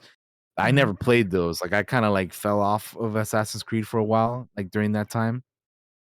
Like the last one that I played like in a row was I think 3, and I didn't play 4 until like 2 years ago, I think. And then, I kind of played Liberation earlier this year, and then I do want to play Rogue. I might play it like at some point here within the next couple months. But anyway, we can move on with the rest of this article here. Uh, so they also were talking about an Assassin's Creed documentary that they're going to be working on. Because the series has been around for 15 years now, and they're just talking about the history and all that good stuff. There's an 11-minute documentary that you can check out. It's called Assassin's Creed Beyond the Creed 15th Anniversary Documentary. Look it up. It's on the Ubisoft channel on YouTube. Mhm. It's already up there if you're curious about it. I'm Which put I'll that. probably be giving it a go because Yeah, I'm putting I it do on like another screen Assassin's so I don't forget about it. I want to watch it too. Yeah. Cuz I've look, I've loved the Assassin's Creed franchise since the first game came out. Like the whole idea of you blending in with the crowds and all of that. I was there for those. I was there for those E3s. I was watching on TV, but like it got me into it. Like this is cool. I want to check this out, and it's still going even now. And fucking all these years later. So I love the Assassin's Creed franchise. I think it got Yeah. milked a little hard, but for the most part, I think it's cool. Yeah, Uh, yeah, yeah. All right. So moving on from that, they talked about Assassin's Creed Valhalla's last chapter because they're still, doing stuff for that game as well. Uh, the last chapter will wrap Ivor's story. Uh, it'll be dropping later this year, bringing the 2-year journey of Assassin's Creed's take on Norse history and mythology to an end. Also, they're working on a new mobile game that'll take Assassin's Creed players to China in 1215 BCE. It's codenamed Jade for now. You can parkour all over the Great Wall with the character of your design, a first for the series. Uh, and there isn't a whole lot of information other than that. But yep, that's a mobile one. Sucks that The, the mobile game is the one where they let you make your own character for the first time. yeah, Like right. They're like, oh, really, we're gonna let you make your own man, assassin, and it's gonna be in China, but it's a mobile game. They baloney. also talked about the Netflix show for Assassin's Creed. Uh, Talking about a few details. There wasn't even any mobile, or there wasn't even any key art or trailer, but they did say it's being co-produced with Netflix and Ubisoft. Jeb Stewart, screenwriter of Die Hard, among many other action films, and Netflix's own Vikings Valhalla will serve as showrunner. Hmm. And then a few other Assassin's Creed things they talked about. uh, is there is an Assassin's Creed codename Red, which is going to be the highly anticipated Assassin's Creed in feudal Japan, where you'll play out a very powerful shinobi fantasy. And it is being billed as the next premium flagship title and the future of the series. Ubisoft Quebec, who did Assassin's Creed Odyssey, is going to be working on the game. I actually can't. Translation: we saw Ghost of Tsushima, and we want some of that money, Dude, hell, dude, I can't wait for this game. I know it was just announced, but like this is like even before Ghost of Tsushima even came out, I remember being like, "Yo, when are we getting a fucking samurai Ghost Yeah, Assassin's we Creed, all man?" were. We all wanted it so So bad. so finally they've announced it. It's Assassin's Creed codename Red. So we're we'll have to wait a bit on that one, but I'm excited, dude. I'm looking forward to it. And then another flagship title. Uh, this one's coming out of Ubisoft Montreal. Assassin's Creed's codename Hex. Uh, Apparently the trailer is packed with secrets, which is good because the details were even more sparse. Uh, so there isn't really a whole lot of information on it, but they're guessing that maybe with the name Hex, the code name Hex, there's probably something witch related. So I'm I gonna don't go the know. other We'll see. route. Jonah Hex is gonna be the main protagonist of this Jonah game. Hex. No, I'm kidding. Oh It, man. it, it would probably be like it'd be cool if you were like an assassin during the Salem witch trials or The something witch weird like trials? that. I Yeah, feel like that'd it be would kind of neat. fit because you got the Templars, right? You could have the supernatural stuff with the apples of Eden and all that. It would kind I of could see fit. that. That would be kind of Yeah. cool, honestly. Mm-hmm. Yeah. The last thing they talked about here was Assassin's Creed Infinity, which there was a lot of speculation of what it even is, but now it's apparently a hub for all of the Assassin's Creed games. Uh, Not much other than it being kind of a one-stop place for all your Assassin's Creed desires. Maybe it'll be something kind of like the Halo Master Chief Collection, but it'll also be future forward because it'll work for all the future games as well. So I don't know. We'll have to wait and see with that. But that was the Ubi showcase. So what from here, Josh? You know, anything else you wanna talk about briefly before we move on? Not really. The Assassin's Creed stuff is the biggest thing here, obviously. All that other crap Yeah. is, for the most part, not that very interesting to me. Skull and Bones, I don't really care about. For me, it's a little too late, and so that Division 2, I've never really gotten into, so meh. Yeah, just the Assassin's Creed stuff, the All right. non-mobile crap. I don't care about the mobile crap. Stay Cool. tuned for our Cool. future Cool. Just Dance streams coming soon. Don't quote me on that. Yeah, Loot Scoot Boogie. Mm-hmm. All right. That was the Assassin's Creed showcase. We got one last thing here, unless you got anything else, Josh, for the gaming news. Not That that is I going to be know the of. Nintendo Direct, which is coming tomorrow. So the Direct tomorrow will be live at 10 a.m. Eastern, 7 Pacific on Nintendo's YouTube channel. It'll run about 40 minutes, and Nintendo said it'll focus on upcoming games coming to the Nintendo Switch this winter. Uh, so yeah, we'll see what they plan on talking about for this. Like I said, it'll be out Yeah, tomorrow, so we'll definitely have whatever they talk about tomorrow in the news for next week. I'm kind of interested in it because I'm curious to what it is like what they're gonna show. It's gonna be like 40 minutes, so that's gonna be a length of time. I Yeah. assume Pokemans will be there. Oh yeah, gotta be sure. I'm curious if they'll talk about like uh any. Well, never mind. They probably won't because that's not coming out this year. But I was gonna say Well, Legend of Zelda is game, it but probably is not. it all gonna be like the upcoming stuff? Because I read an article that was like it was mostly gonna be upcoming stuff for winter, and then like there might be a few other things. So might get lucky. And Honestly, and if all they did was tell us the title of the next Zelda game, I'd be happy because I'm sick of calling it the sequel to Breath of the Wild. Like, give it a fucking name, dude. That's all my I want. heart my heart's always burning for Fire Emblem stuff. So I Yeah, doubt there'll be anything there. But man, I wish. I would 'Cause I love to love Fire see Emblem. maybe. I would love to see some like Metroid Prime 4 news, I maybe. love I mean, Fire that's Emblem. like a fucking, I don't know, wishing for, a cow jumping over the moon or some shit. Like that's just I don't know when they're gonna talk about that. But anyway, I yeah, don't know. I'll be curious to see what they talk about. Oh my god, that's so early. I'm gonna miss that live. I will watch it after. But yeah, that's our gaming news. If you don't got anything else. Nope, sir. I'm ready to roll. All right, well let's move on over to the TV section then, Let's my swap friend. our text over to the TV news. There it is. Let's go.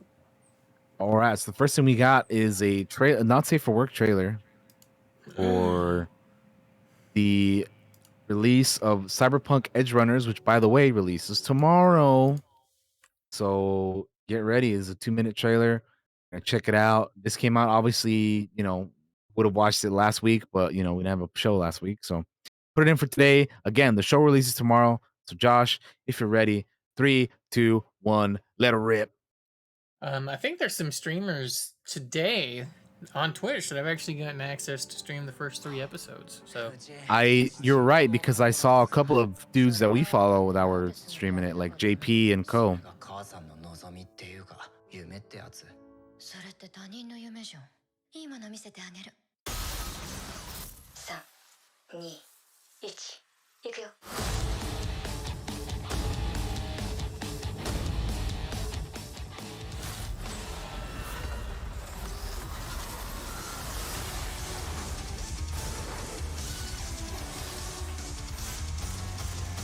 so Look at many the bright music. colors. Oh, Oh, yeah. dear. Oh shit, look at that. Yeah, right? That's why it's not safe for work, people. いつか正気を失うか、その前に死ぬかさ。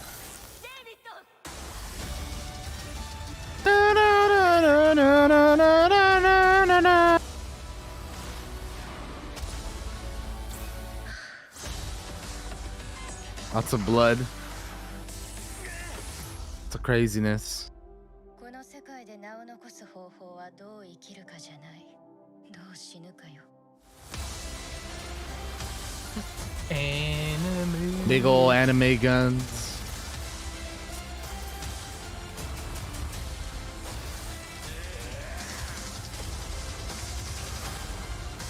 Damn.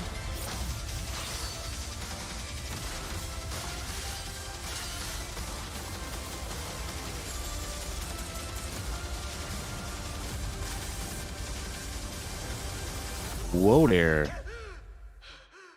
I saw some titties right there.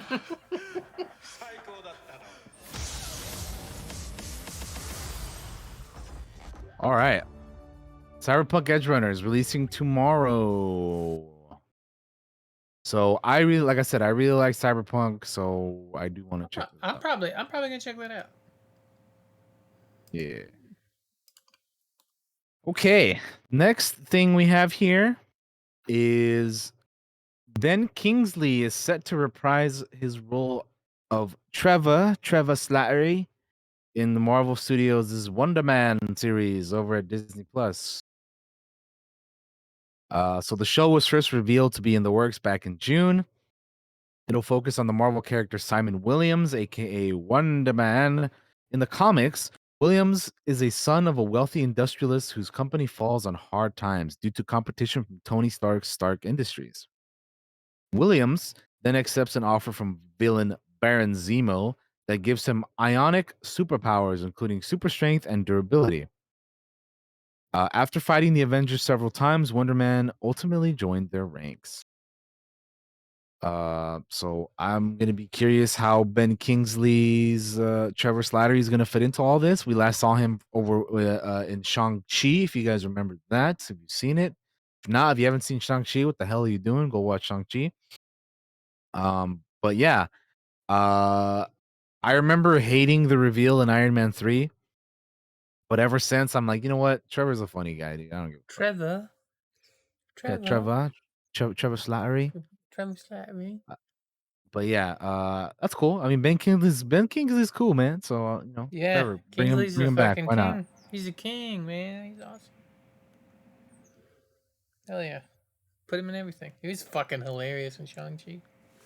Yeah. What else we got here? We have Harley Quinn is being renewed for season 4 at HBO Max, and they're also getting a new showrunner. Which, if you guys haven't seen the Harley Quinn show and you like DC, you gotta check it out, man. It is something, man. Like I don't even want to explain. Like I don't even want to say stuff on it. But like I don't want to. Yeah, I don't want to spoil anything on it. But it's on HBO Max. Check it out. It's an anime. It's an adult. I'm gonna be very. So nobody gets me twisted. It is an animated adult show. So do not. If you have children, if you have kids, do not show them the show. It is very much an animated show for adults.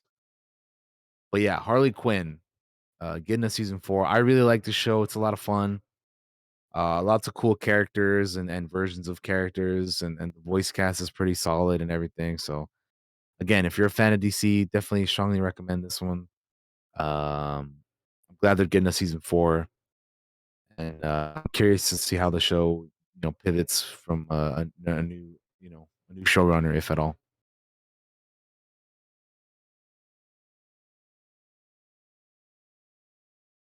Um, okay, and I know Josh hasn't seen the show yet, so that's why he hasn't I really have that's much to why I say didn't on it. say anything on it. Yeah, yeah, but dude, again, I strongly recommend you check it out. It's so good.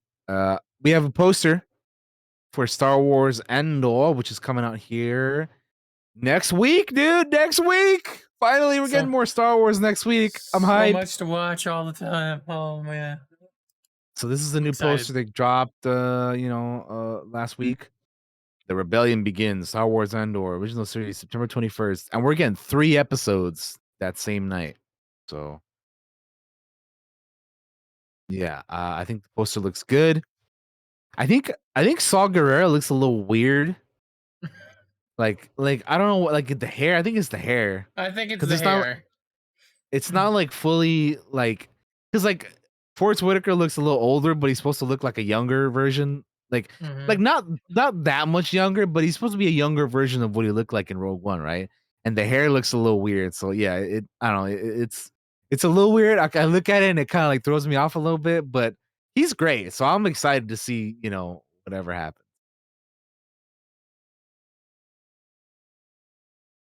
I wonder if they're gonna show us in this show how he got injured to where he needed the breathing apparatus stuff I, that I we see in I Rogue was One. wondering that too. I was wondering that too.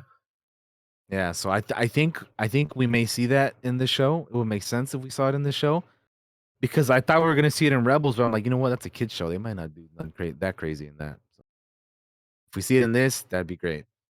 We have some House of the Dragon news, some shakeup. Miguel Sapochnik is leaving the hit series. He has been working on. To me, this makes a lot of sense because once you know who he is and what he's done, he's been working on Game of Thrones for years, people. This guy was working on the original Game of Thrones show, and like he's been working on House of the Dragon for years before it even aired, like behind the scenes and stuff. So I think, in my opinion, I think he's just Game of Thrones out. Like he's just been working on it He's for so many tired, years. man. He's like, I need He, a break, man. I worked on the original show. I did behind the scenes for House of the Dragon, and I did season 1. I need a break. So I think that's why he's like, you know what? I need to step down from this because I've been putting years of my life into this. So I need to take a step back and chill. don't blame him. But yeah. So it says he had an exhausting 3 years of effort poured into House of the Dragon, Yeah. and the show just came out this year. So imagine that along with all the effort that he had on the Game of Thrones show, you know? So it's crazy. Yeah, Uh it's a lot. I don't blame the dude for being like, I need a damn break. Y'all yeah, killing me. for real. But this shouldn't worry Game of Thrones fans because they have hired another Game of Thrones veteran, Alan Taylor, who will serve as executive producer and is set to direct multiple episodes in season 2. So this is what Sapochnik said in a statement. Working within the Thrones universe for the past few years has been an honor and a privilege, especially since spending the last 2 with the amazing cast and crew of House of the Dragon. I'm so proud of what we accomplished with season 1 and overjoyed by the enthusiastic reaction of our viewers. It was incredibly tough to decide to move on, but I know that it is the right choice for me personally and professionally to do so. Though I am deeply comforted to know that Alan will be joining the series. He's someone I've known and respected for a long time.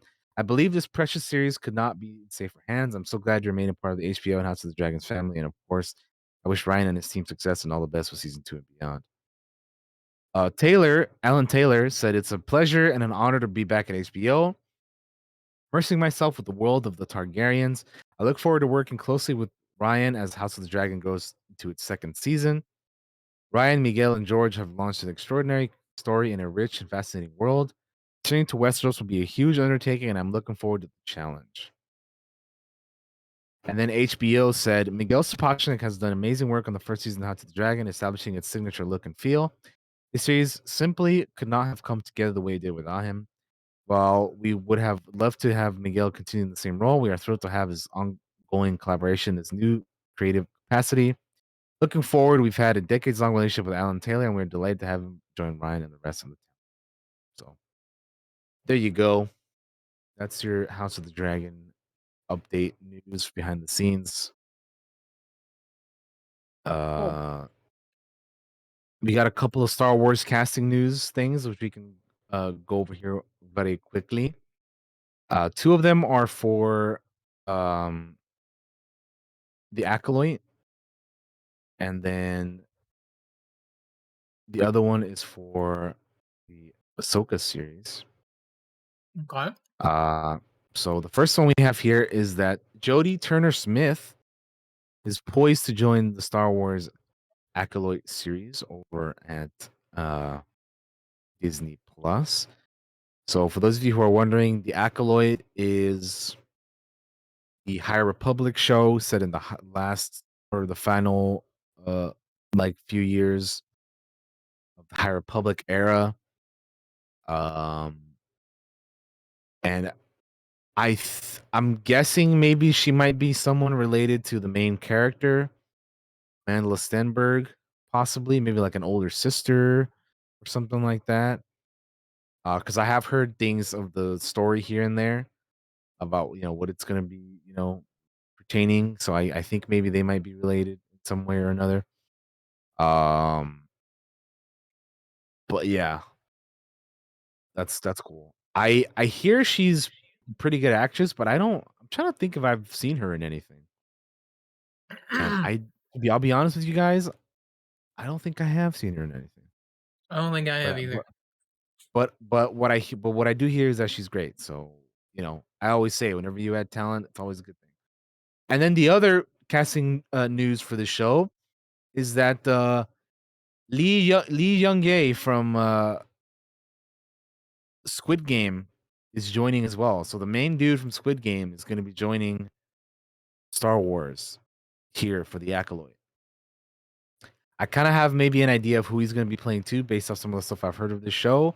Obviously, I won't say because it's probably potential spoilers, but I think it's cool that you got a Korean dude who is probably mainly known for doing Korean stuff, and then he did Squid Game and he blew up, and now he's like in demand, and he's in fucking Star Wars now, and he's pretty good, man. So good for him, and yeah, I'm getting more and more excited about this series. The more we hear about it, so pretty good Star Wars casting news.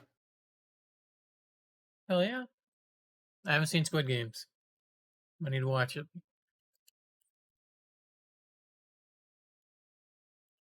And the other piece of casting news is for another Star Wars show. This one's for the Ahsoka series, but we have our Ezra Bridger. Iman Isfandi is joining the Ahsoka series as the fan favorite character, Ezra Bridger. So we've known that. I mean, and if you look at this dude, he looks like he could be an older Ezra. Just looking at him, like straight up, dude. I'm like, this is.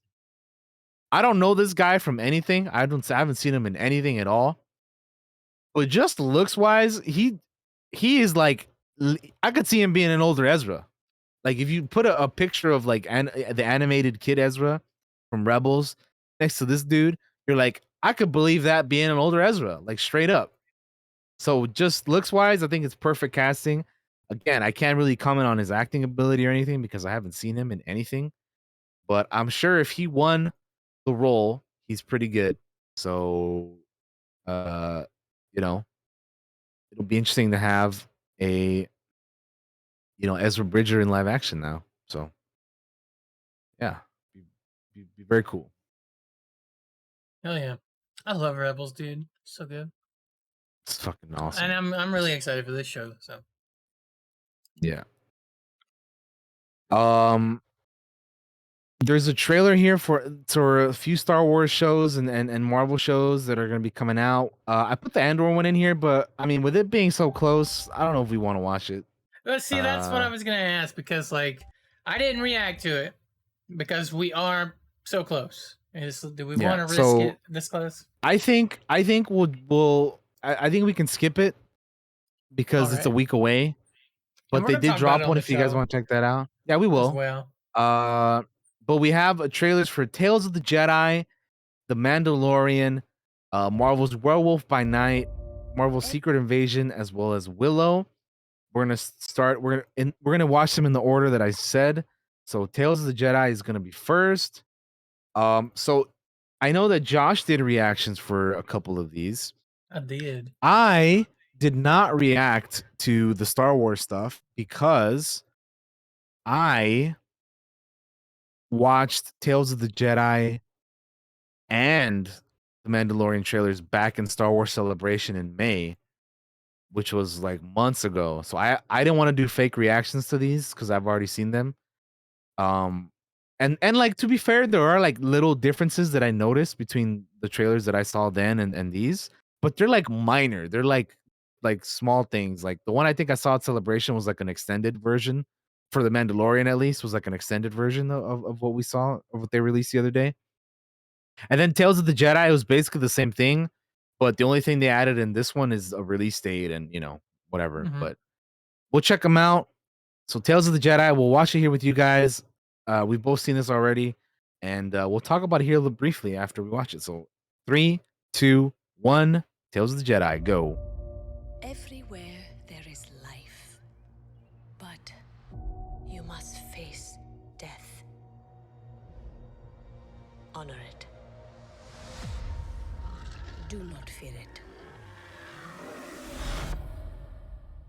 Jedi. Ahsoka. Baby Ahsoka. It's your little baby. From the creators of the Clone Wars and the Bad Batch. Hell yeah. The best way I can protect you is to teach you how to Shorter haired Anakin. Master Dooku. In order to the galaxy. Dooku Qui-Gon stuff is gonna be I can't wait for that shit. exciting. It is the only way you will truly have victory. My Padawan. Again. Mace and Dooku teaming up. Anakin training Ahsoka. Again.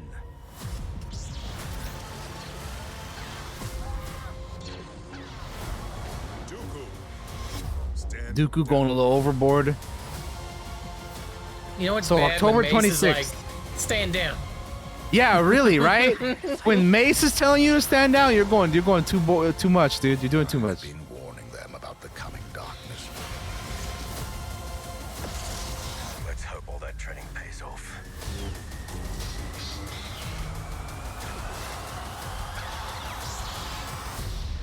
And who might you be? The voice of that Inquisitor is fucking awesome. Yeah. I didn't mention it in my reaction, but I thought it sounded really great. So that was a trailer for Tales of the Jedi. So I went to the panel back in May over at Star Wars Celebration. Dave Filoni was there talking about it, and he said that he kind of just came up with this idea for this show one day while he was like, because I think he had to like take flights from like San Francisco to LA while he was doing The Mandalorian, right? And like while he's in the flight, he was just like, he likes to doodle and like, do little drawings and he has like ideas in his head of like, what he wants to do with Ahsoka and that kind of stuff. So he was saying that like he kind of came up, like he had like some of this stuff with like on like the plane rides from like San Francisco to LA while working on The Mandalorian and stuff. And that's kind of how he, was like, oh, well, let's, here are these ideas. He showed them to, I think it was Carrie Beck, maybe, or I think it was Carrie Beck. She's one of like the, Lucasfilm, like, like main people over there. She's pretty cool. Carrie Beck is dope. She approves of a lot of dope stuff that happens over there. And he kind of like brought it to her and she's like, well, we should make this, into a show or whatever. And then that's how he kind of like made it into like, here, these are going to be Tales of the Jedi because they're not going to be like it's in the animation style of Clone Wars, which I love, by the way, because the Clone Wars animation is fantastic. But they're not going to be the episodes are not going to be as long. They're like it's exactly what the name of the show is. They're Tales of the Jedi, so they're going to be shorter little episodes. Which, by the way, at Star Wars Celebration, they showed us the entire first episode, which is the baby Ahsoka episode that you see in the trailer there. So I got to watch the entirety of that first episode, and I want to say it was like 20 or so minutes long. It wasn't that like it definitely wasn't like as long as like a normal one. Yeah, I want to say it was like 15, 20 minutes long, something like that. But it was cool, man. It was cool. And also they revealed that Janina Gavankar, who we know as Iden Versio from Star Wars Battlefront 2, she's going to be voicing Ahsoka's mom in that episode. She was also on stage there talking about it and all that. So it was cool having her there. But yeah, so they're basically like 6 little shorts. From what I gather off this season, or I don't know if they're doing more, but hopefully they do more. So I'm gonna call this season 1 for now, but I don't know if they're doing more. That's speculation on my behalf. Is that there's gonna be 6 episodes total. 3 of them are gonna be Ahsoka based, and 3 of them are gonna be Dooku based, is what I gather. Because if you look at the trailer there, you have multiple versions of each character. So the one that I talked about, Baby Ahsoka, that's gonna be 1 episode. Then you have another episode with Ahsoka, and she's like training with Anakin and the clones, right? Which, by the way, that whole training thing is what saves her in Clone Wars season 7 during Order 66, if you guys remember that. So Anakin is basically teaching her like what she does in there in this episode.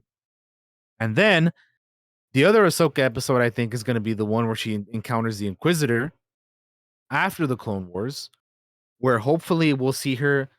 If this is the same Inquisitor from the Ahsoka novel, then this is where we'll see her purify this guy's crystals, and she turns those into her white lightsabers. So hopefully we get to see all of that.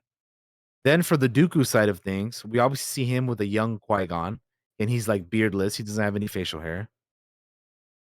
Looks like they're like on a planetary dispute or something, and like things escalate because he's being a little extra.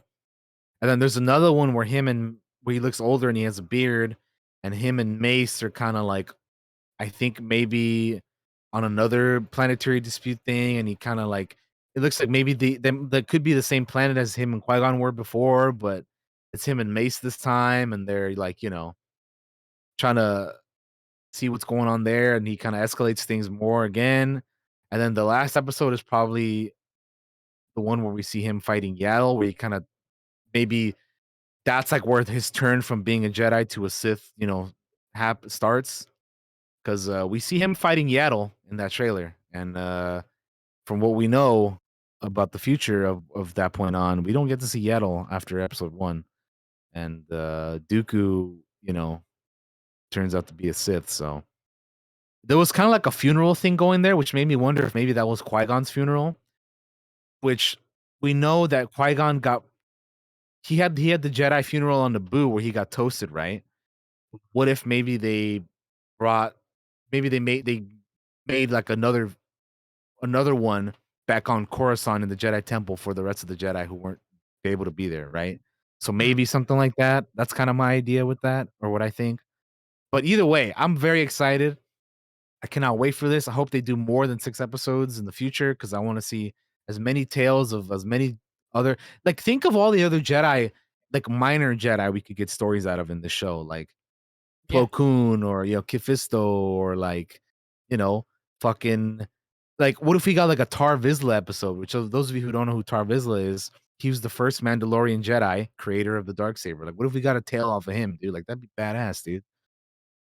Like, there's so much they could do with the show, man. Like, maybe they could explore Finn's force sensitivity after episode 9, like, because the movies didn't do it. So just any all the other Jedi throughout history, like, Old Republic era Jedi, like, it'd be amazing. So the possibilities for the show are incredible. But for what we have in these 6 episodes, I'm very excited, very happy with what we have. I'm looking forward to the Ahsoka, not the Ahsoka, the Dooku and Qui-Gon stuff the most, because Ahsoka, I feel like we've been getting a lot of her lately, and Yeah. I want to know more about some of these other Jedi, man. Like, she's cool, but a Dooku Jedi story is long overdue. All right, we need that, and I'm hyped. True. But anyway, I've talked a lot. Josh, you got anything else to add on to this before we move on? No, I agree with most of what you said. Like, I'm mostly excited for Dooku and Qui-Gon, and Hopefully, seeing the fall or the start of the fall or all of that stuff. That's what, and I'm also excited for like the potential for Tales. Like you could do a lot. That's a show that could go on forever if they wanted to, right? Because You could. Yeah. it's Star Wars. You're playing in Star Wars. You have unlimited potential. You're only limited by your imagination. So Yeah, like what if think if they did like a fucking Revan and Bastila tale, dude? Like that'd be fucking amazing. The potential is limitless. But anyway, we can move on because we got more trailers. So the next one we have here is The Mandalorian season 3. Again, I also saw this one at Star Wars Celebration. It was a bit of an extended one that I saw over there, so I got to see a little bit more, but it was basically the majority of it was basically the same. So 3, 2, 1, play. A little bit of flashbacks from season 2 and the Book of Boba. And this is new. Grogu has a new little tram there, little pod with a light on it, and the N1 looking sexy as always. But you have removed Looks like your helmet. so that we're going to Mandalore, baby. Then you are a Mandalorian. The armor is still with her. You can't take off your helmet bullshit. Man, I love seeing the N1 in action, dude. Oh, I'm so glad. Glad it's the ship now. I love the ship. Bo-Katan sitting on a throne on Sundari, probably. Bunch of Mandos. I'm so excited. Dude, when I saw this trailer at Celebration and they showed all these other Mandalorians, dude, I was so hyped. The ruins of Sundari. Mando's dropping out of a dropship. Ooh. Did you think your dad was Get hype all over again, just watching it over and over again. Mando's in action, baby. Look at that. The dude got decked in the face. Kowakian monkey lizards on a tree. We got some pirates. Beef Karga looking dripped out. Babu Frick. All right, kid. Grogu and Din enjoying the fireworks. You ready for an adventure?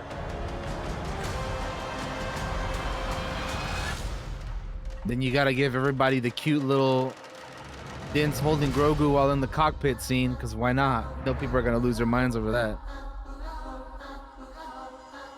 So season 3 is streaming in 2023. I can't wait, dude. Ever since I saw the trailer back in Celebration months ago, I have been waiting for this. Waiting, dude. And yeah, so it's coming out next year. It's scheduled to premiere in February. I know they revealed that at Celebration as well. It's coming out on in February. So I can't wait, dude. I'm so excited. There's so much good shit in there. Yeah. Bo-Katan is gonna return to her antagonistic ways. She's gonna be an antagonist for Mr. Din Djarin here. It's gonna be interesting, dude, because we might have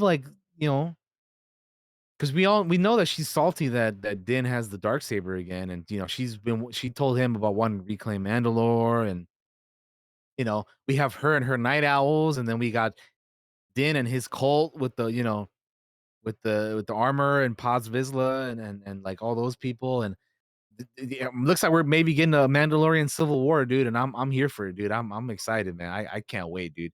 And Yeah, then we it got looks Babu awesome. Frick, and yeah, It looks so it's cool. I know I'm I just kept glad that saying we're in my trailer, I hope people watch the Book of Boba Fett, because you can be real confused if you didn't. yeah. Although I think what we're gonna do is for people who maybe didn't watch it, they might put something in there like, "Yo, this is what happened if you didn't watch this," But I totally agree. If should you have haven't watched seen, it. yeah, you totally should have watched it. But I'm sure they're gonna add something in there for people who didn't. But anyway, even if you didn't, you have time to watch it. Go watch it right now. What the hell what are you doing? Come on. Yeah. But yeah, I'm excited, dude. I can't wait, man. That looks. I've had that in my mind since May, dude, and people just watched it a few days ago, and I'm like, man, I've known about all of that for like months, man.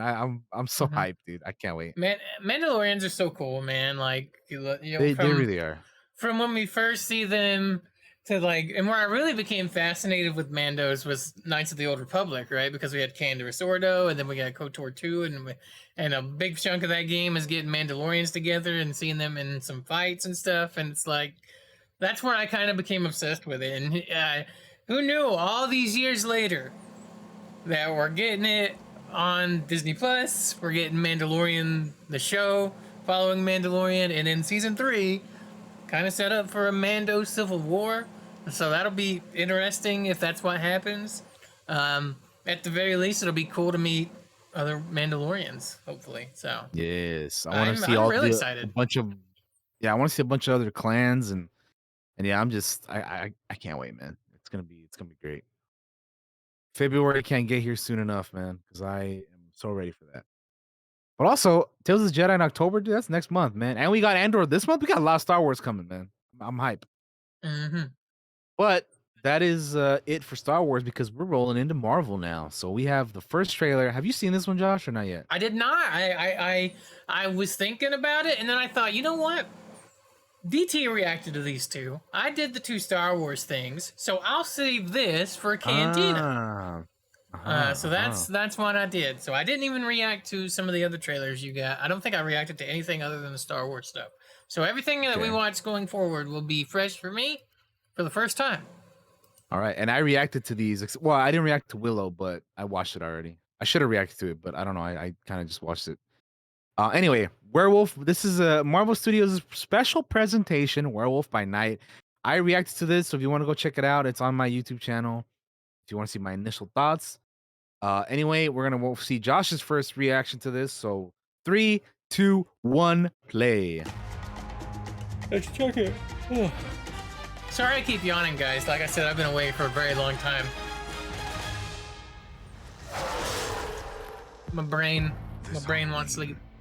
You can't escape the shock. Oh, damn. The terror of The terror. Werewolf by Night. Tonight, it is every hunter for themselves. Good luck. I'll be rotting for you. But one of you is a monster, masquerading as one of our own. I can't wait to find out what breed of evil you are.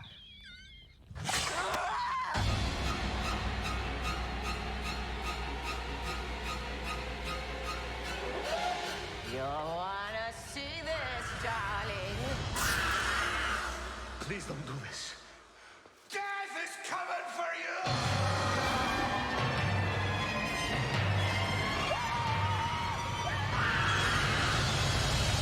Werewolf by Night.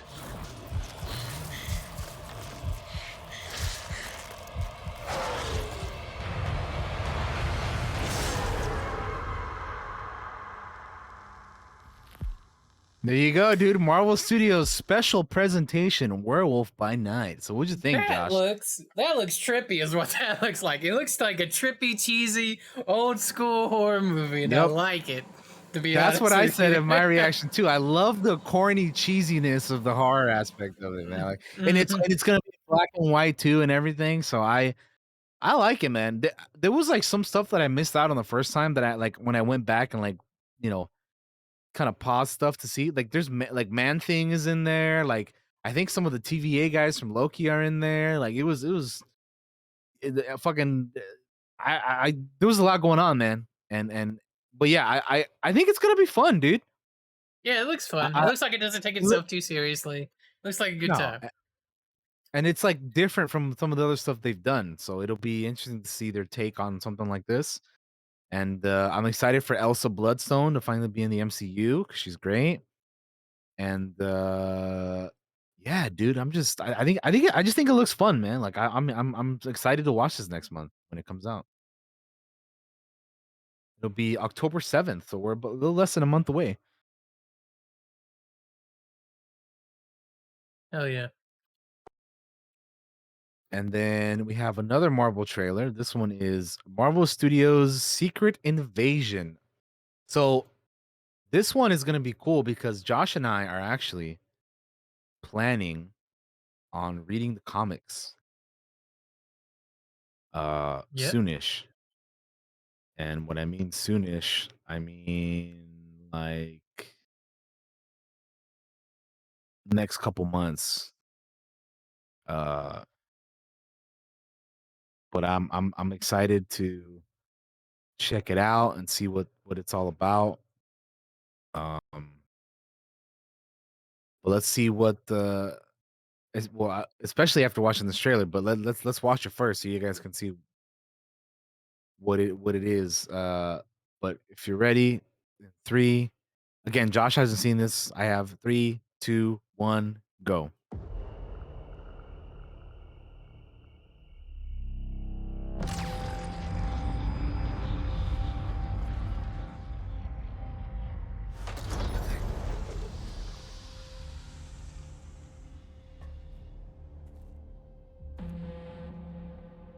For years, you've been avoiding Earth. I have called for your help plenty of other times, and you've been pretty content to let those calls go straight to voicemail. Yeah, well, this is different. You got Nick Fury back, baby. Mm-hmm.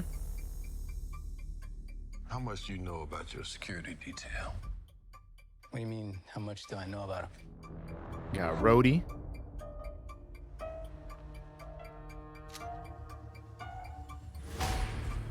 Fury? We're gonna be very careful. Ben Mendelsohn's always good. So what? How many of you are there?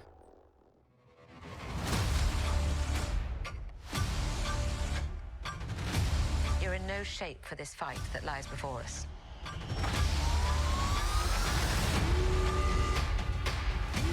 This is just the beginning. This is my war alone. And I'm the last person standing between them and what they really want.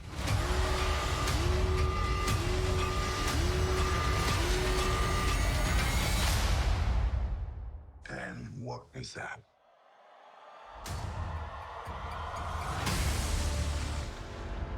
Secret Invasion.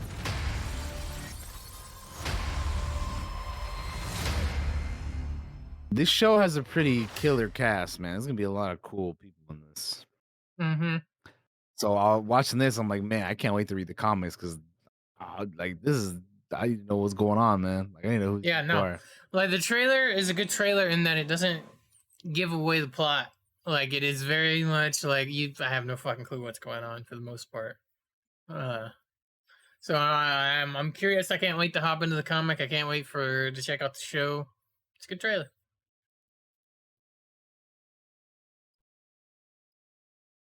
All right.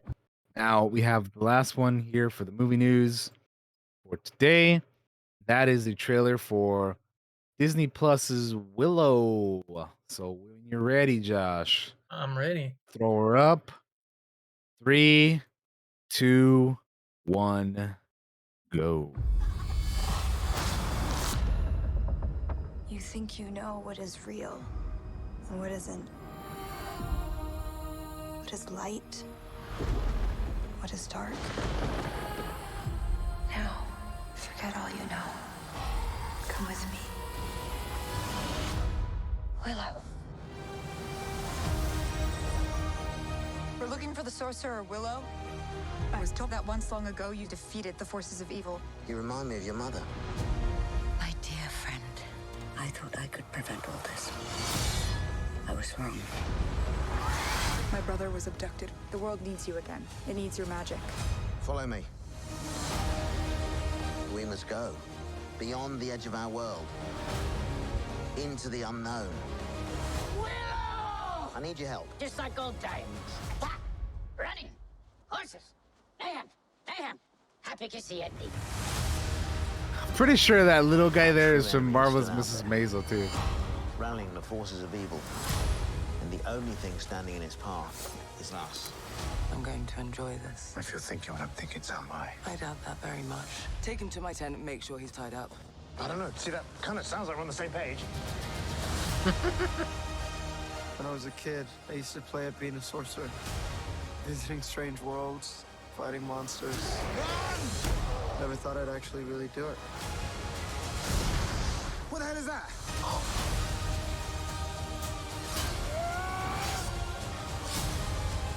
control. I'm so miffed. We have to hurry. How will you defeat us? Same as last time. With my friends.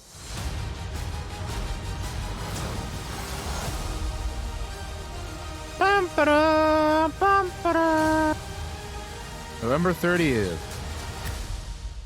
So another thing that's coming up in the next few months. So what'd you think, Josh? I think it looks good. I'm gonna check it out when it releases. Yeah. Very cool. I'm gonna be checking that out as well. I don't know how many episodes it's gonna be, but I mean I like the movie. Checking this out. It's gonna be cool to see it like an updated version of the Willow world. So hell yeah. It's gonna be good. I hope. But yeah, that'll do it for the movie news. So or the TV news. We're moving to the movie news. So when you're ready to make that jump, Josh, we can go ahead and switch to that.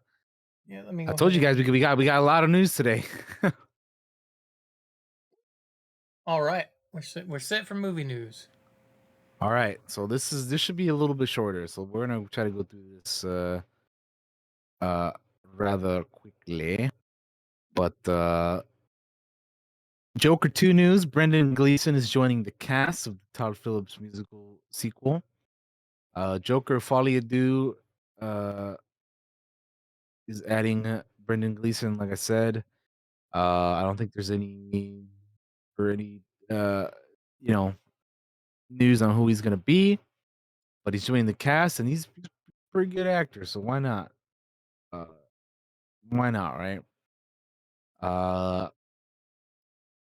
Staying with DC news, we have DC Fandom is not returning this year. Makes There's been a sense. there's been DC Fandom virtual events past couple years. Well, it started in 2020 during the height of the COVID stuff, and there was one last year as well where they showed off stuff like the Batman and the Snyder Cut and Peacemaker. But there won't be one this year. Instead, opting to announce stuff through various other conventions around the world. So yeah, they're not. They say that's with the return of in-person events. Their reason they're not doing it one this year. But I think it's because of all the shit that they've fucking been doing this year. They've been fucking being a we all know the stupidity that's been going on over there. So Yep, I'm with I him. won't regurgitate that, but yeah, it just that's what I think is the real reason of it. They can say it's because in-person shit's back, but I think it's because they don't know what the fuck they're doing and they're trying to get everything figured out still. So anyway, kind of a bummer though, because I like DC Fandom, but I mean, if they don't even know what direction they're going in for the future of DC, then well, Yeah. we'll see, right? We have a trailer for Black Adam. I have not seen this yet. I was gonna react to it, but then I was like, you know what? I'll just throw it in the news. We'll react to it live on the podcast. So, Yep. 2-minute 41 trailer. 3, 2, 1, play. My son sacrificed his life to save me. You know what I noticed right away from this trailer? What's that? Not a gift. Is that it doesn't look as yellow as the other ones. The other ones had like a yellowish kind of filter on them, it looked like, or something. Yeah. This kind of looks like a little more like normal or natural. So I'm up to them.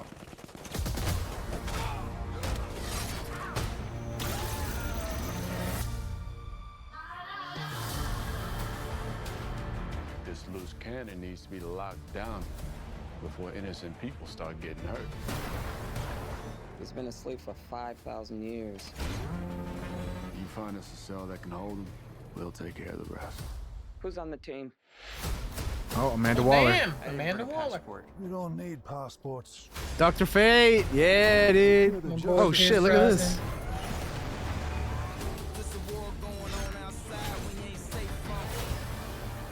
Black Adam. We're here to negotiate your peaceful surrender. Heard about at least 3 killings this afternoon. I'm not peaceful. Nor do I surrender. Here we go.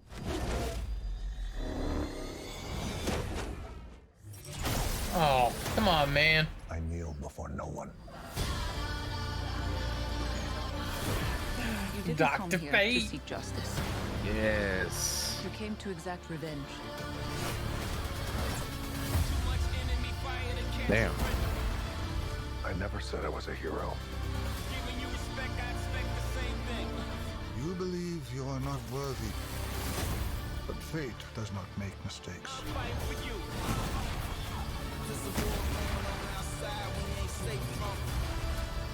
You have two paths. You can be the destroyer of this world.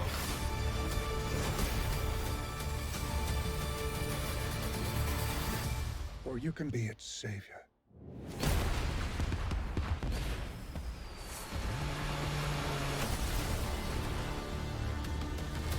All right, Black Adam. Trailer I'm number actually 2. really excited for it, to be honest. I love I The just- Rock. It's gonna have Dr. Fate. I can't wait. I just hope they don't make him into like a good guy or like a fucking, you know, Black Adam's a bad guy, dude. Like I don't, you know, but they have Rock being, you know, Black Adam, so you know, I don't know. I am looking forward to checking it out though, but I'm just like, I don't know, it's just weird, dude. Like I feel like I he could should see be them- banned, but I feel like he's been anti-hero in the past more than villain. But I really hope they lean more into the villainy part because that's what I want. Right? yeah, like because he's I don't want him he's to do fucking that. Shazam. He's Shazam's like main bad guy, dude. Like, come on, you know. But anyway, Yeah. I don't know. We'll see, I suppose. I'll be honest with you. The biggest part of the reason I'm excited for this is fucking Dr. Fate. Because Dr. Fate Yeah. looks cool. And I love Dr. Fate. And Yep. That's like the main reason I'm excited. It's not The Rock. I'm sorry, Dwayne. I like you. But they're putting one of my favorite heroes who I've known forever into a movie finally. So, and he's probably going to get wasted at some point, like 5 minutes into the movie somehow. But that's not what I want to happen. But I don't care. I want to see Dr. Fate. That's like my thing. Yeah, I'm excited for Dr. Fate as Also, well. it was... No, go ahead. Sorry. No, that's the reason why I'm excited for this movie mainly because Mm-hmm. I want to see Dr. Fate do Dr. Fate shit. But anyway, I was gonna say it's nice of Charles Xavier to loan them the X Jet from the. you know what's Marvel. funny is I was thinking the exact. I was like, what are they doing at the X Mansion, bro? I didn't say it, but I'm like, what are they doing at the X Mansion? Right? It looks just like it. It was pretty funny, yeah. They It even got is like the jet too and shocking. everything, bro. I was like, what the fuck? It was shocking when I saw it. I was like, God damn, there's fucking Charles and the jet and everything. That's too funny. Alright. All right, now let's talk about to close out the news, the D23 Marvel, Star Wars, and 20th Century Studios showcase. So we'll quickly go through this because we already saw some of the stuff the trailers that they showed, but we'll talk about the rest of the stuff. So they mentioned Andor, and they brought out a trailer for it. We're not gonna check it out because that's next week. They talked about Willow, and obviously saw the trailer for that already, so we can get past that. Tales of the Jedi. Also, we saw that October 26th, 6 episodes, all releasing on the same day, I believe. Here's some of the stuff we didn't really get to see because they didn't release stuff on it, but they talked about Ahsoka and the Skeleton Crew. So, John Favreau says Ahsoka will be Dave Filoni's magnum opus. And the idea for Skeleton Crew was formed during Favreau's time working on the Spider-Man movies alongside John Watts from Marvel. Uh, Watts directed all 3 of the MCU Spider-Man movies and will be showrunner of Skeleton Crew. And they also released an image of Jude Law's character in Skeleton Crew. John Watts said, "It's a show about a group of kids who get lost in the Star Wars galaxy." And then they showed the Mandalorian season 3 trailer, which we already saw. And then they talked about Indiana Jones. They showed the first footage, big sequence during a New York ticker tape parade, horseback chase in a subway tunnel, a train sequence, and the whip versus a dozen guns. So, the teaser is said to have contained plenty of high octane sequences. And Salah, John Rhys Davies, Indy's friend from Raiders of the Lost Ark and The Last Crusade, is back for the 5th and final movie. There will be a couple of flashbacks to a younger Indy played by a de-aged Harrison Ford. Director James Mangold, Harrison Ford, and co-star Phoebe Waller-Bridge were all in attendance to show off the movie's first teaser. Ford got notably emotional during and after it was shown, according to attendees, before he told audiences, "We really have a human story to tell, as well as a movie that'll kick your ass." That's what Harrison said about that. Moving on to Marvel, they talked about Black Panther: Wakanda Forever. They had some exclusive footage that wasn't released anywhere else. The movie is out on November 11th. We'll probably get a new trailer soon because of how soon the movie's coming out. They showed a teaser for Ironheart as well. Ryan Coogler was brought out with who's gonna be executive producer on Ironheart. He remained on stage and was joined by co-star Anthony Ramos to tease a first look of the series. Anthony Ramos is playing someone called Parker Robbins, the supervillain known as the Hood, who was described by the actor as a complex guy with a bit of good and bad in him. He'll deal in the dark magical arts too, which will put him on an interesting collision with the course of the more technologically minded Riri Williams. No word on whether a teaser will come out, but the show is being filmed in Chicago and Atlanta ahead of a release next year. Ant-Man and the Wasp: Quantumania, they showed another trailer there and talked about more details. During the event, Paul Rudd said, "This is unlike anything you've seen, certainly from Ant-Man and the Wasp. This thing is bananas." Paul Rudd was praising Jonathan Majors' role in the movie, with the actors continuing to play King the Conqueror and his variants. We saw at the end of Loki season 1. Kevin Feige said that Ant-Man 3 will kick off Phase 5 in a big way. That'll begin a direct line to Avengers: The Kang Dynasty, one of the 3 confirmed movies in Phase 6. The full trailer was shown, but it wasn't made publicly available. Randall Parks, Jimmy Woo will also be a part of the cast. And then they talked about Werewolf by Night, which we already saw. The trailer for Secret Invasion, we also saw the trailer for already. They talked about Armor Wars. And they said it's coming out next year or maybe after that, but it's going to be a series coming. This is coming soon. The show will follow events from Secret Invasion and see James Rhodes pursue criminals who procure some of Tony Stark's old tech. The 6-part series will enter production next year, so expect it to form some part of Phase 5. Loki season 2, they announced a new cast member. Ke Hui Kwan, who obviously was in Everything Everywhere All at Once, also Data from Goonies and Short Round from Indiana Jones. He's going to be joining the cast of Loki season 2. So Loki will apparently connect to the whole multiverse saga, meaning it'll span phases 4, 5, and 6. Uh, then they also mentioned Fantastic Four. Matt Shockman is confirmed as director, which we kind of talked about a couple weeks back on the podcast here that was going to be the case. No casting announcements have been made yet for Fantastic Four, is what Kevin Feige said. So we'll have to keep waiting on that.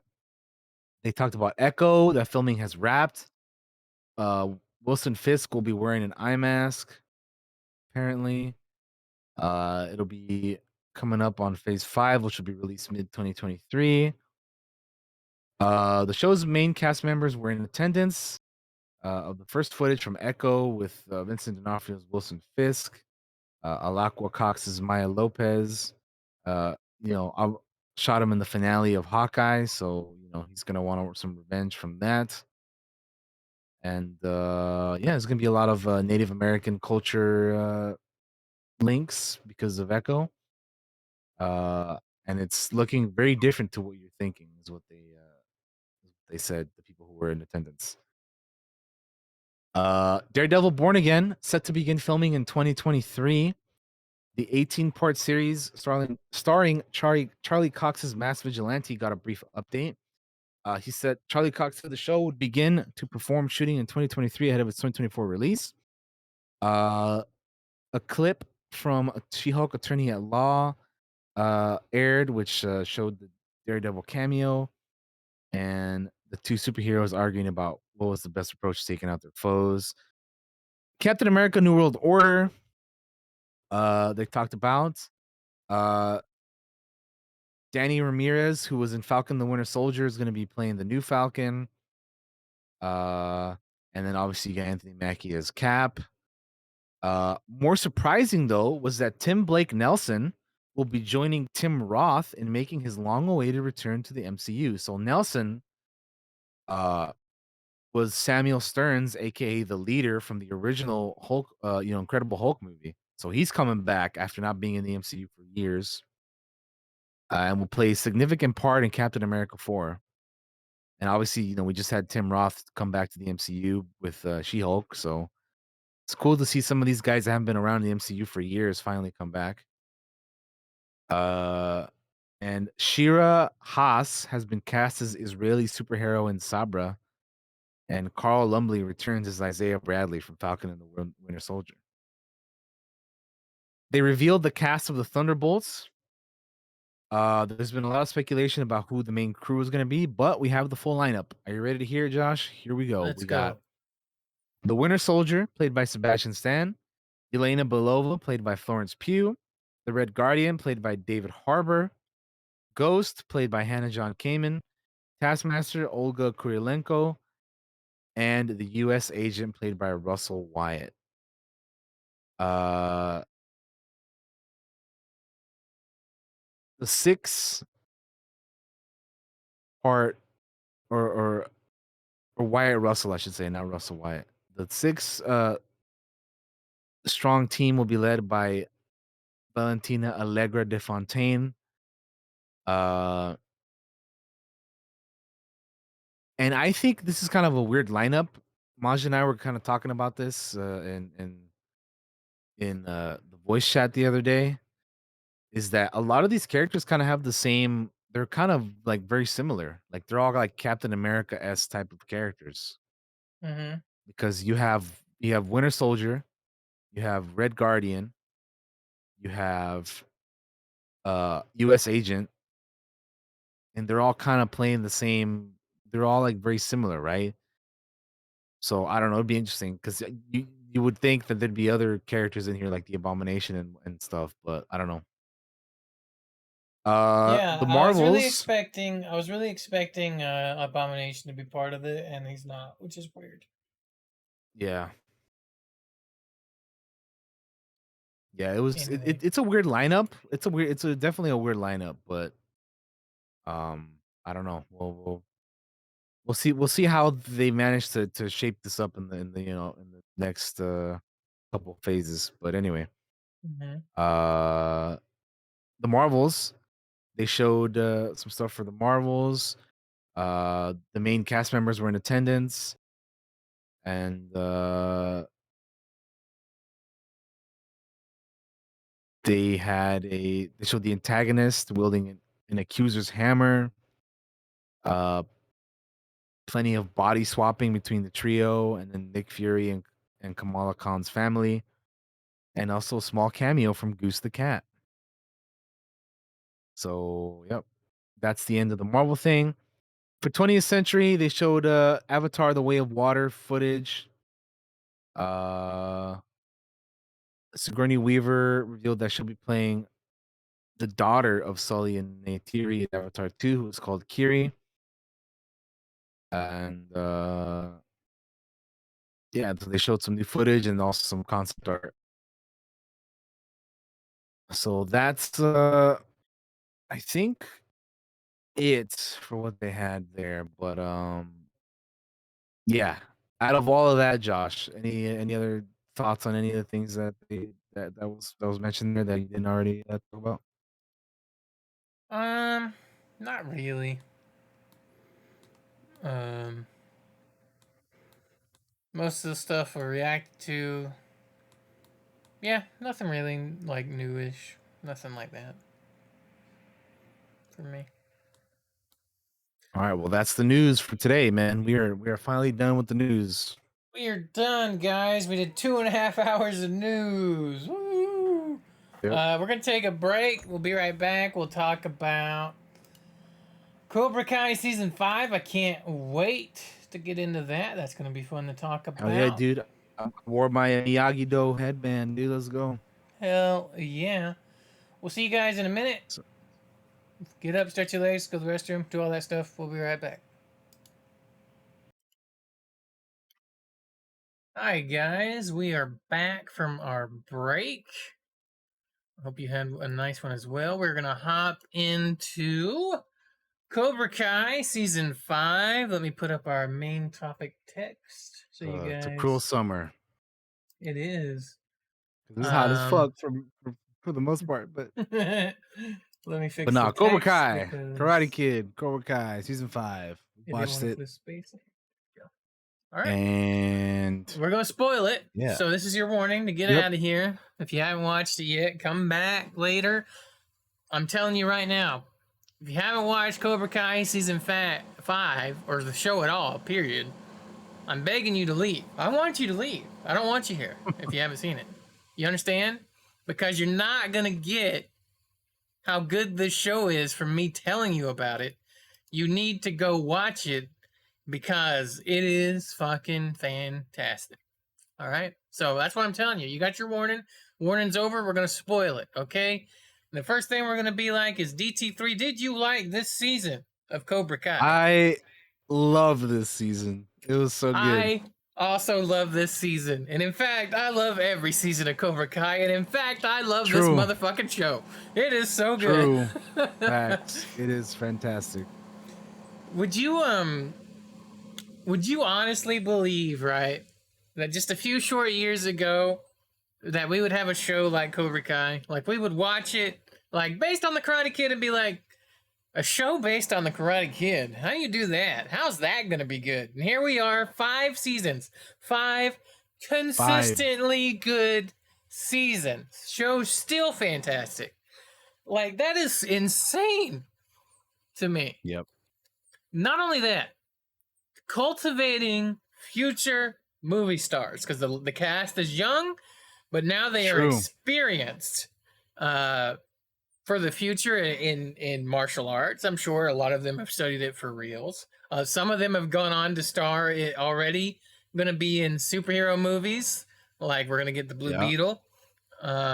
Beetle, yeah. Cholo Maridueña is going to be Jaime Reyes in the DC. I'm very excited for that. Can't wait. Mm-hmm. But to build on the lore of the Karate Kid all these years later with characters like Chosen and Terry Silver, and like, it's insane to me. And what else is insane to me is just that it's so good over 5 seasons. Like, to me, there's not been a dip. Like, it's always good. I agree. I there has not been a bad season for me. They've all been good. Yeah. and the actors are always good. Um, but yeah, we also got like we're still building on and still even 5 seasons later we're still building on and pulling things from those movies. Like we got Mike Barnes for a little bit in this season.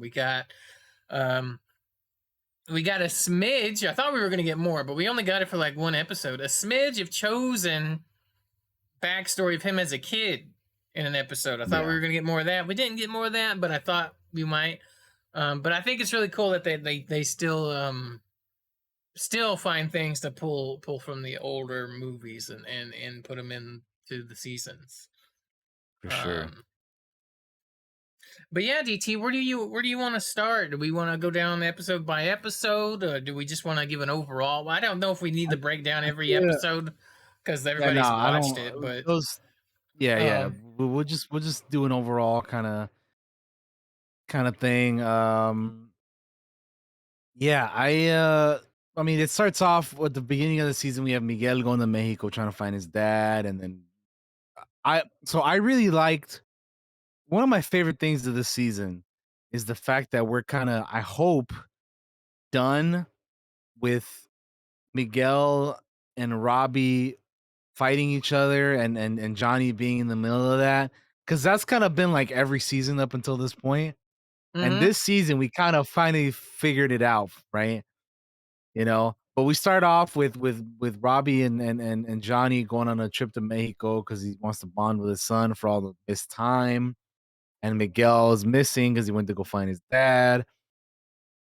And yeah, I really liked like that stuff, like getting everybody together on the same team finally, because obviously up until this point they've all been like, oh yeah, I'm in Eagle Fang, you're in Miyagi Do, you're in Cobra Kai. And now we kind of have like all of our main crew, on the same side, so to speak, right? I mean, that's kind of where we end off with it at the end of the season as well. Once they kind of take down Cobra Kai, but even at the beginning, like we get the start of that, yeah, Robbie and Miguel kind of still have this beef that they don't really like each other still, and Johnny's in the middle of that trying to bring his student and his son together. But I'm trying to make that was amends, cool.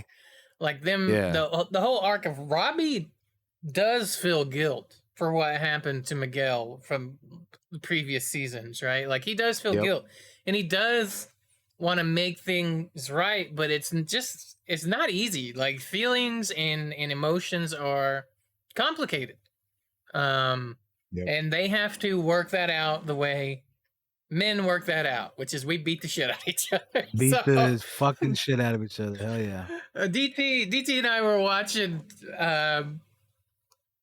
I So- forget which episode that happens in, but So we were watching. And I was like, "That's totally something we do." So Josh and I watched the first 5 episodes together, and then we watched the second 5 separately, right?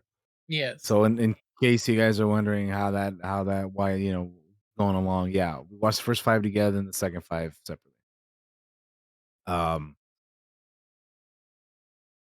And yeah, it was the moment that you're talking about. Had to have been It has pretty to be early 5. on. I think it has to be Was it? episode 5 because Oh, when they're like fighting each other. yeah, that's the moment I'm talking about is when they fight each other. I think that's 5. Yeah. And the reason I say that is because I've watched reactions up to 4, and that fight hasn't happened yet, so it has to be 5. But yeah, I was talking to DT, and it's something I've mentioned in the past too, which is like, dudes are different from ladies in that we could go out if we had a disagreement and we could fight it out in the back alley, and when that fight was over, we'd be hugging each other and being like, we're friends again. You know what I mean? Like, which is, some of that is a joke, but most of it is like, part of it is true, which is like, if you have a disagreement that's not like super serious, you can go out and fight it out and come back in and be okay. In school, real life story for a second. In school, I had bullies, right? And I would fight bullies because that's what I do. Like if somebody's picking on me, I'm not gonna take shit off of them. I'm gonna fucking fight them because I'm a kid and I have emotions and I don't like it. Throw hands. That's what you do. Hey, Anybody that throw ever all the bullied hands. me, What you want the smoke? Come get it. yeah. So anytime like you have had a bully in school and I fought them, I always ended up becoming friends with them when we sat in like I think everybody calls it detention except for my school, which is they called it OR for some reason. OR. Yeah, I have no idea what it was, what it meant, or what it stood for. But like when you're sitting there together, you're talking, you're working out your differences. Like we got the aggression out of the way. We're figuring out why we're fighting, you know? And like I always ended up becoming friends with a lot of my bullies, and they stopped being bullies after that, you know? Like it's weird. But it made me think of that moment, those moments of like, yeah, totally understand they need to fight this out. They have to get this out of their system. It's a weird thing. Yeah. We're human beings, but at times we still have some animal instincts, which is you know, our aggressive sides. So, yeah. One thing I noticed about this season a little bit before we continue onward is like there are fights this season, but I don't feel like, and this could just be me not remembering as well either, but I'm asking you because you might remember better than me because your memory's better than mine. It's like I don't feel like there's as many fights this season. Am I wrong? Or and the fights that happen are great, but I feel like there's a lot of I think because we're used to seeing so many fights with like all the kids fighting each other, like at the mall or at it's the a swap. fucking. It's a swap. Yeah, Different characters kind of get the attention every season. They're always usually fighting, right? And this season there's like less of that because remember they're at the water park and instead of fighting, they're like, oh, let's go down, let's do a race. Who can get down there quicker, right? So there's stuff like that, and then like I feel like we got to see more fighting between adults than we did the kids this season. We did. We definitely did. I agree with that. You know, so. And a lot of it is, what's the word I'm trying to find here? A lot of it is, there's a lot of tension in this season because of Terry Silver's kind of playing that slow game. And like, the season is a little slower. That doesn't mean it's bad. I think it is a little bit slower in terms of build, but man, when it hits the end, it's the climax. It's so good. It's just perfect. So this season feels a little different than the other seasons, but it's still so fucking good. I also feel like we don't see a lot of training. There are some episodes with training, like the Bad Eggs episodes training. Yeah. Well, we also start off this season where Daniel is like, you know, we're gonna keep our promise that if Cobra Kai won, I'm gonna, you know, we're gonna disband our, you know, we're gonna stop doing Miyagi-Do stuff, right? So that's kind of one of the bigger things. There's not really, we don't get much Miyagi-Do Eagle Fang stuff. So there's mainly only Cobra Kai is what we do see for the training, you know. And so, you know, there's obviously less of it now. Plus, after like 4 seasons, these fighters are pretty well trained at this point. Yeah. the only ones really needing the training are like the more like recent cast members, like what's his name? Oh fuck, what's the kid? The Cobra Kai kid. Kenny Payne. Kenny? Yeah, Kenny. Yeah. Kenny. Yeah. Like him, he's like, you know, not like new because he was new last season, but he's like, you know, he's not on the level of some of these other guys still, right? Like what's his name? Terry taught him that one move, you know, to kind of like stun the opponents. And once he found that out, he was like, "Oh, you know, I got this trick up my sleeve now." But like, you know, he tried like going up against I think it was Hawk or something. And Hawk was like, "Man, like kid, you're making a mistake trying this. Like don't even, you know." And which by the way, Kenny's you know, story this season was very interesting as well. Like for him getting, you know, upset at Robbie and then like at the very end with Terry after, you know, after Terry gets got, which, oh my God, dude, that fucking end, when Daniel and Terry fought at the end, oh my god, bro, what a fucking fight, dude! That shit was, and which, by the way, this is after he fought fucking Chosen. Which I Mm-hmm. don't know if you want to talk about that now or later, but We man, can talk about it that was great. if you want to. Like the whole. It's because there's more setup to that. That's why, like you got Mike Yeah. and Johnny and they're like they've been drinking and anyway, but yeah, it was crazy, man. It was just crazy in the best way. Yeah. A lot of the Mike Barnes stuff was like I wanted. That's the only. I wanted him in the season more. I get. I thought he was gonna be in it more too, because he like shows up and you're like, oh, that's cool. Because when the moment he shows up and we see him for the first time, when Daniel goes to his like store Mm-hmm. and like he's saying stuff on the phone and Daniel thinks he's the, I knew that was a fucking fake out because there's no way. But I'm apparently smarter than he is because he was just you know fucking ready to just scrap with him, thinking he was already contacted by Terry. It was not the case at all. Um, but yeah, I thought he was gonna be in the season more. And then like at that end fight when he gets knocked out, I just kept waiting for him to show up and help out Johnny. And it took a while for that to happen. Like it took longer than I thought. Mm-hmm. But like when it happened, I was like, oh, of course it's gonna happen. He's been knocked out this entire fucking time, dude. Come on. Uh-huh. Um.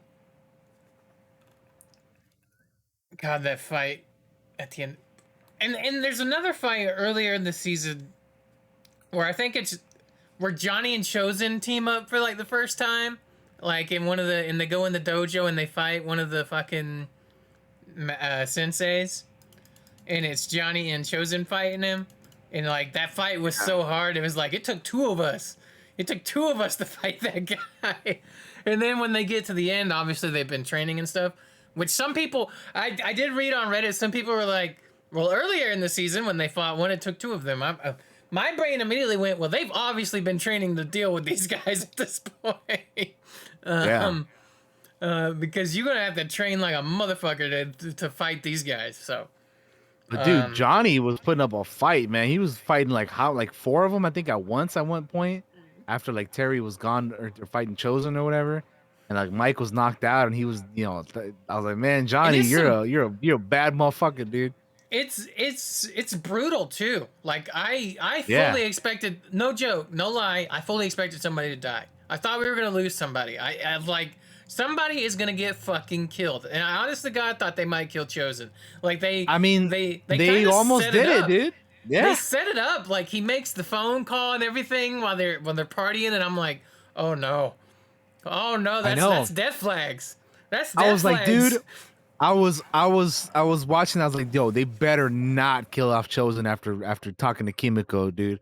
Like you better not fucking pull that bullshit. This man needs to go back and tell her how he feels. God damn it, don't fucking kill him off here before he gets a chance to do so.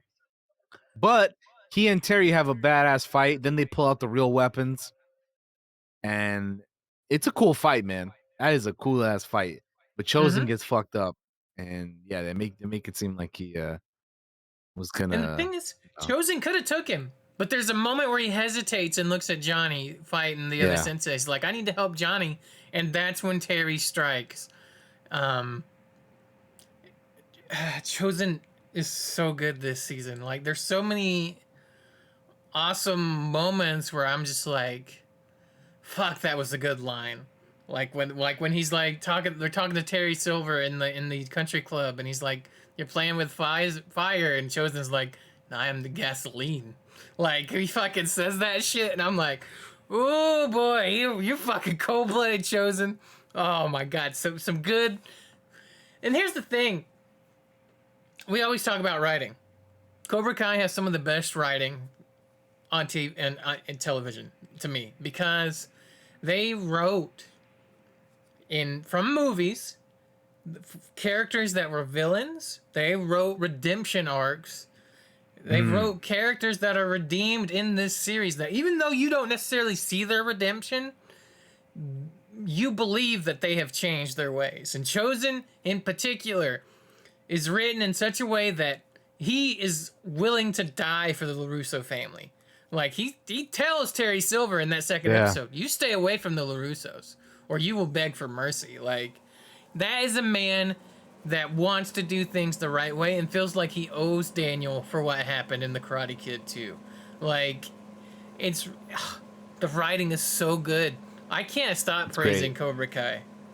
Like when you think about like having Chosen fight fucking Terry, like these are both like once bad guys, bro, and they're both fighting each other. Like that's so fucking crazy, dude. Mm-hmm. Like it's And so Terry's well so done the way they do it. unhinged. Terry is so unhinged at times. Like, he's a mad genius.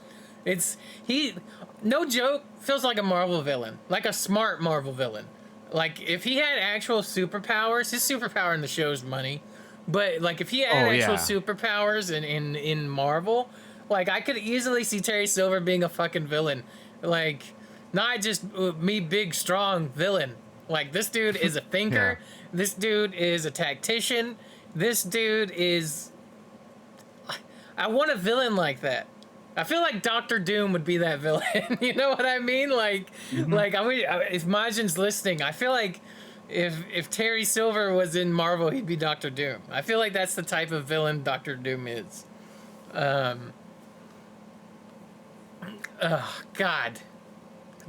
All the actors on the show are fantastic, and the writing is so good. Yeah. So good. Yeah. And then like even like Amanda going from like being like, what the hell is this naked dude walking around our house, you know, coming from Okinawa, like what's going on here? From her wanting Daniel to end all that karate shit to at the end of the season be like, yo, we're with you. Let's fucking, Yes. Like even that is like, wow, that's cool to see how she like changes her perspective on stuff throughout the entire season. Mm-hmm. And it was cool to see how like her sister, who I didn't realize who her sister was, just from Karate Kid Part 3. Didn't know that. It's been so long since I've seen We saw those 3. flashbacks. It's been a long time since I've seen it too, but we saw Yeah. the flashbacks and all that. And she explains like, wait, Terry Silver? Fucking no wonder Daniel's losing his goddamn mind. Like, you know? Like that dude's unhinged. And like I feel like Amanda LaRusso is written in a way it's like it's very easy to write that character just wrongly to make them annoying for not being on Daniel's side, but she's not. She's totally reasonable. Well, her request is reasonable. Everything that's set up is reasonable. I'm never like, oh man, don't leave. Like, no, I totally understand why she does in that moment and takes the kids. Like, it makes sense. She's always ready to call the cops and shit too. Mm-hmm. Which I think is funny. And then like also on that other side of things, you got Johnny and fucking Miguel's mom. They're having a fucking baby. Yes. And which like I wasn't expecting at all. Yeah, no, that was like, oh, okay, that's gonna be interesting going forward with the show, like next season and all that. Which I liked that Johnny was making more of an effort to be a dad this season to both Robbie and then also be better for the future baby and has actual and advice. That's another reason why he was trying to get Miguel and Robbie on the same page because they're gonna be probably hanging around each other a lot more now, and it was just cool. Like also just seeing all these relationships that we've had over the past 4 seasons before this one. Mm-hmm. Like everybody come together and then like it was just I don't know, it's cool to see, man. And then I was just gonna say one of my favorite moments is when Johnny talks to Daniel. Daniel is drunk, shows up at Johnny's, and they have a talk in there on the couch. And I think that is a fantastic moment for this show. Like, they were trying to kill each other in season 1. Like, they were trying to like they were just getting on each other's nerves, and then there were so many times where they were like this close to being friends, and something would happen. And that was a moment where they are now in a place where they're like, they feel like friends. It's like Johnny cares. Like he's giving him advice. He's getting him to telling him to get his shit together. Like it's, I like that moment in there when they're talking in his apartment. Yeah, especially because it's like usually the other way around. Yes.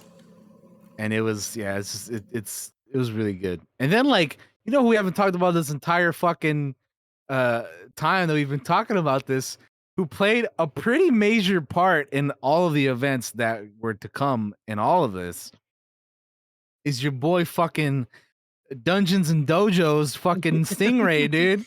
Yeah. He had a All big Walter part Hauser's in like back. making dude.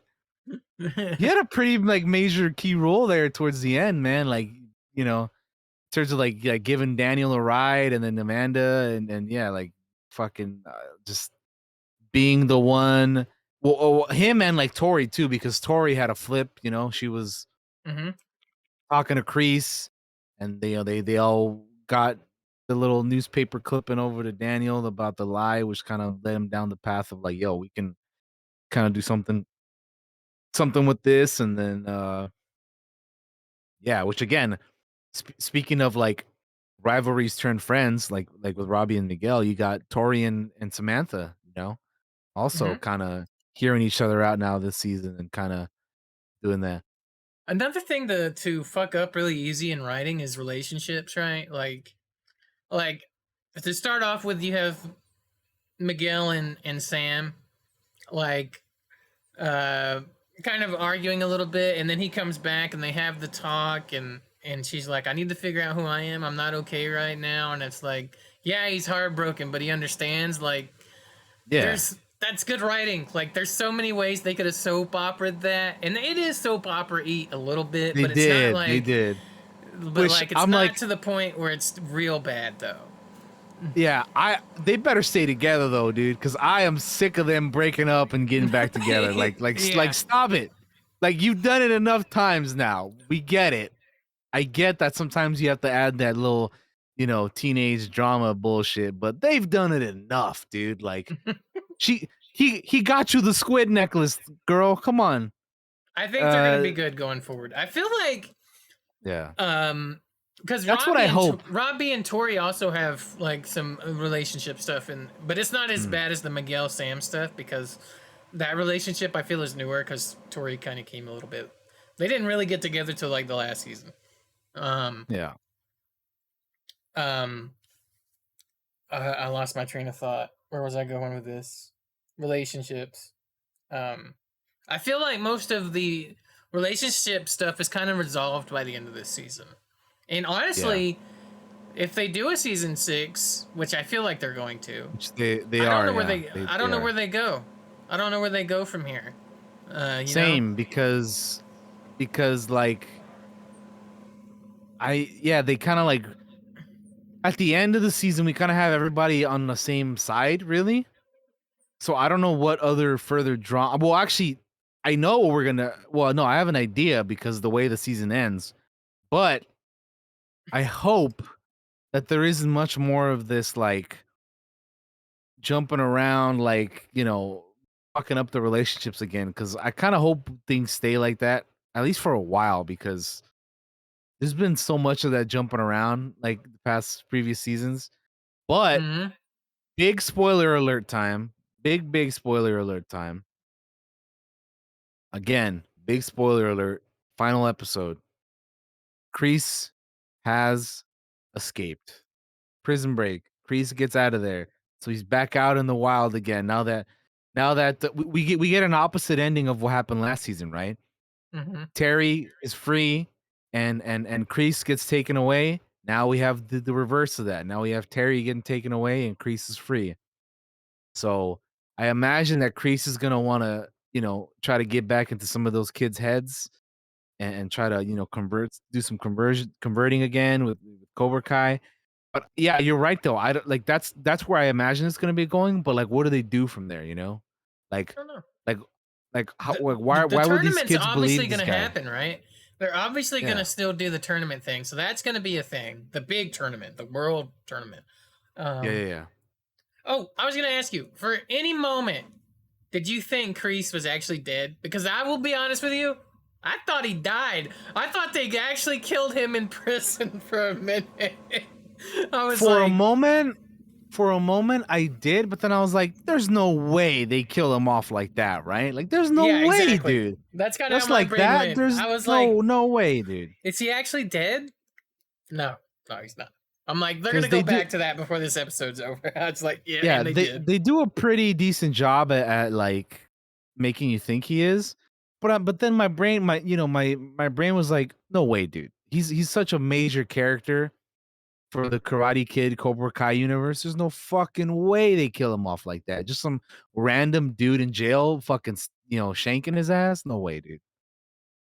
Uh, Um, one of my favorite moments in this season is Kreese talking to the therapist and swapping to all the different like people, right? And it even goes to young Johnny. I was not yeah, expecting that. Was not expecting. Caught yeah, me completely by surprise, and it looked good. I was like, damn, they got some of that Star Wars money for a minute.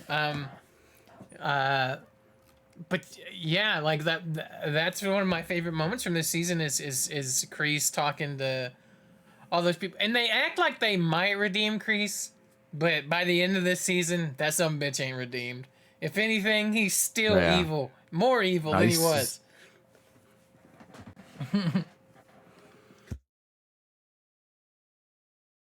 It was funny. I yeah. was They definitely make it seem like, oh, he's gonna be a changed dude, especially, like after he talks to Tori and is like, "Oh, do what's best for you," right, when he tells her and all that, and then talking to the Mhm. therapist, they make you think like, "Oh, maybe he did change."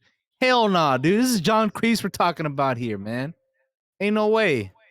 Ain't no way. Yeah, like you say, he's probably even worse than he was before because of this. yeah. It was cool to see the But young John Kreese again too. That was cool that they oh, brought that dude, actor back. it's funny you mentioned that because I was going to tell you. What'd you think of like when he got into the fight at the prison and he turned into young Kreese and he started whooping everybody's ass? I was like, that's so smart. That's so Yeah, it smart makes to do so much that. sense. Same, because you don't want to have old dude, Martin. You don't want to have him doing all that stuff, right? You want to have the younger dude do all that. When as soon as I saw it, I was like, yeah, this makes all total No. sense. It makes all the sense. My brain was like, smart. Yep. Whoever wrote that, you're a goddamn genius. So smart. It's a good way to cover up, old John Kreese. No offense. When you get old, you can't be doing that stuff. You'll get You hurt. can't. You're not as you're not as agile and limber as you used to be. It's only natural, It makes sense. And so I was like, oh, so smart. I thought it was the smartest thing in the world. They could have hit it with camera tricks and stuff, but I'm so glad that they didn't do that. I'm so glad that they swapped to the younger Kreese. It's so clever. Loved it. I like Chosen's. I know I'm swapping from Kreese to go back to Chosen for a second, but I like Okay, Chosen's. we're kind of jumping all over the place. I kind of liked Chosen talk. I did like Chosen talking to Tori about why he became a sensei, and it was Honor, and there's like the first couple episodes where they talk about that, and I was like, Which, by the way, we'll yeah. continue your thought, and then I'll bring up a question. No, I was done. Okay, would you feel about when I think it's the first episode where Chosen and Daniel go up to the new Cobra Kai place, and then he's like, "Wait a minute, I recognize that. That's the same person that Terry mentions in the movie, and they brought it back to like make it seem like it was actually like somebody else. Like, oh, like and the way he explains it too about like you know this guy was yeah, he wasn't like well known until the Korean War, and that's how he started training all these Americans and stuff. Like the way they just did that, I was like, this is great. Like this is No, well it was done, man. fantastic. It was a great way to inform us about a character that got mentioned in Karate Kid Part 3 that I'll be honest with you, I'm glad they put the flashback in there because I didn't remember that. I haven't seen the part Karate Kid 3 in like fucking since I was a boy. When I was a boy, like that. It's been a while, but I'm glad they put the flashback in there. I'm glad Chosen recognizes it. explains it perfectly, makes complete fucking sense. The writers of this show know what they are doing. There are lots of other shows out there that they can hand wave shit and get away with it, and for the most part, we ignore it and go on with it. This show makes sure that you understand everything, and it's explained in a way that your brain is like makes complete total sense, and you believe it, and you're in, and it's what makes Cobra Kai so good. Yeah, I say this every season, but I love the way they utilize flashbacks in this show. Mm-hmm. From the movies, from previous seasons of the show, the way they just utilize the damn flashbacks in this are chef's kiss. They're so well done. They're so good. I love it. Just fantastic. Yeah. What else is there to say? Like, I don't know what else to say. Go watch it. It's so good. You know, like Yeah, they're how'd you feel about the plan with the kids trying to, with upload the video, and while the rest, the adults were fighting, they were thinking of fighting with their, uh, not necessarily with their fists, even though they eventually did end up fighting, but like yeah, they were trying to like, win oh, the let's just the go, just mind battle. yeah, they're exactly. They were like, let's go get this, a video and you know, upload it so that we can, expose Terry and Cobra Kai and all that. Mm-hmm. I loved it. I liked the idea that they had to go in, infiltrate this place, and get this footage from the previous season, and try to get it out there so people could see what Kreese for what he really is. I liked that it ended up a fight going down. I liked our boy fucking Dimitri fucking knocking the shit out of what's the dude's name? Fucking oh You know what that reminds me of? Fucking when Stingray brought Daniel, Amanda, and Miguel's mom to to the Cobra Kai place, and Daniel's like, "Oh, I don't want to fight these kids," and Stingray's like, "Oh, no worries, I'll do it," and he like beats up all these fucking kids and shit, dude. yeah, I that was shit was fucking funny. dying, dude. Yeah, he's like, "Don't worry, Mr. LaRusso, I got this." That You know, shit was the bully from season 1, I can't think of his fucking name. I'm trying to find it in the cast list. I'm sure it's here. Oh, you talking about Kyler? Yeah, Kyler. God, that's his name. And Hawk's like, it's okay, Kyler never learns. Everybody beats his ass, and Dimitri proceeds to beat his ass. And I was like, Yeah. fuck yeah. Yeah, fucking Kyler is one of the most annoying characters in Oh this my entire show. god. He talks so much shit. He's bossing Kenny around, and finally Kenny's like, you know what? You shut up. You follow my lead and fucking sacrifice his ass. When he and Kenny are like being, like partnering up to do that, he's like keeps ordering around to do something. Kenny's like, I'm doing everything. You ain't even doing shit. That was, Yeah. that was so funny. But Kyler does crack me up where he's like, I need a new follower, all right? Oh, you coming for the king? Like you're the fucking king? You've got your ass kicked every season. Yeah, he's fucking delusional is what he is.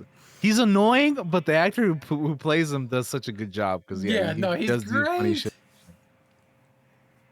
He's great.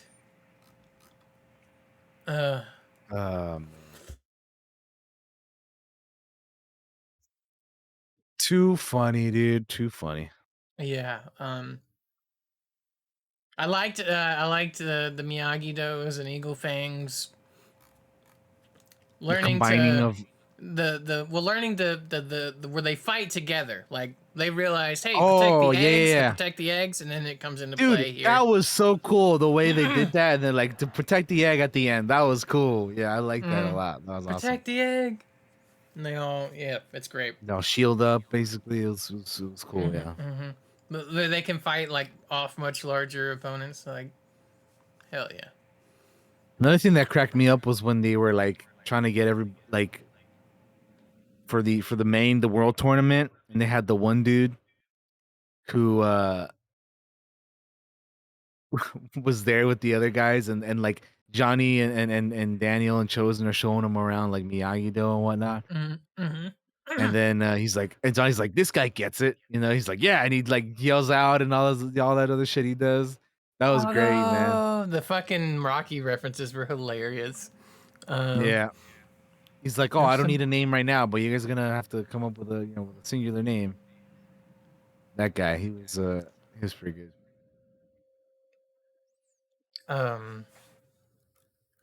Yeah, and I wish Mike was in it a little bit more because he was kind of like not used as much as I thought he was going to. Yep. But we already kind of mentioned him. It was Devin cool Lee finally. comes back and joins Oh Cobra Kai. yeah, And her and dude, Tori have Devin. like a little storyline. Yeah, That was cool. I was like, she I makes can't believe I sense. She's a forgot about great fit. Devin. You're right though. Yeah. I liked her when she was an Eagle Fang last season too. Yeah, she was great. I hope we get to see more of her going forward as well. And I like how it kind of gave Tori like this person that she can see she's trying to keep from becoming like corrupted with Cobra Kai. So It's interesting. it makes sense because you have that with Robbie and Kenny with Cobra Kai, and then you have that with Tori and Devin also in Cobra Kai. So I love the way shit mirrors like that, dude. It's so cool, dude. Like it's great. So that was a cool little storyline. It's not. That's the thing. Is it's like, it's almost like a D plot, right? Like you got your A, you got your B, you got your C. There's a lot going on in this show, and it's not overpowering, but it's there enough. Like you can see how this is influencing like the B and C plot, and I like that it's there, and it's not too much. It's just the right amount of it. Where I was like, oh, they're kind of friends, and like they're working it out, and Tori's trying to protect her and you keep her safe too at the same time. It's really interesting and adds a lot to those characters. Yeah, for sure.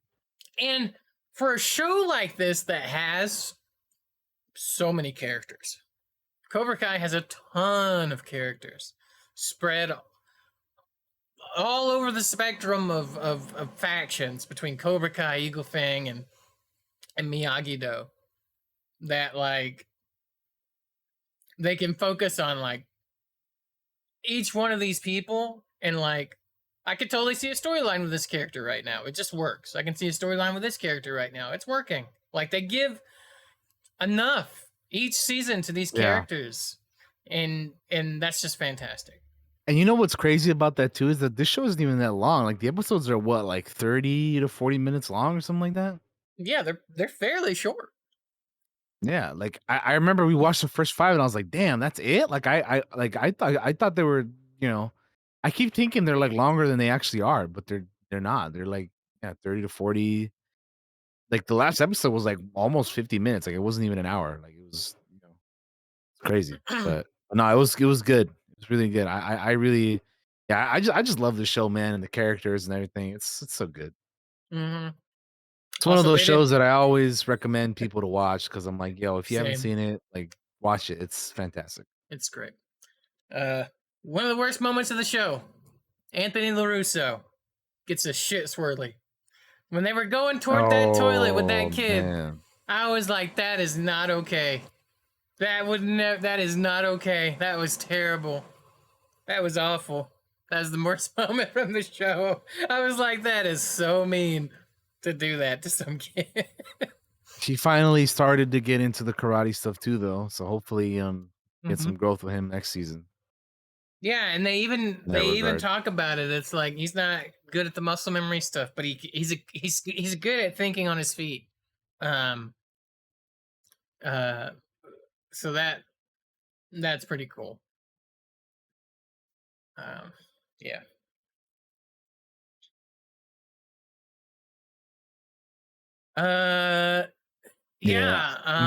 Anything else you want to mention?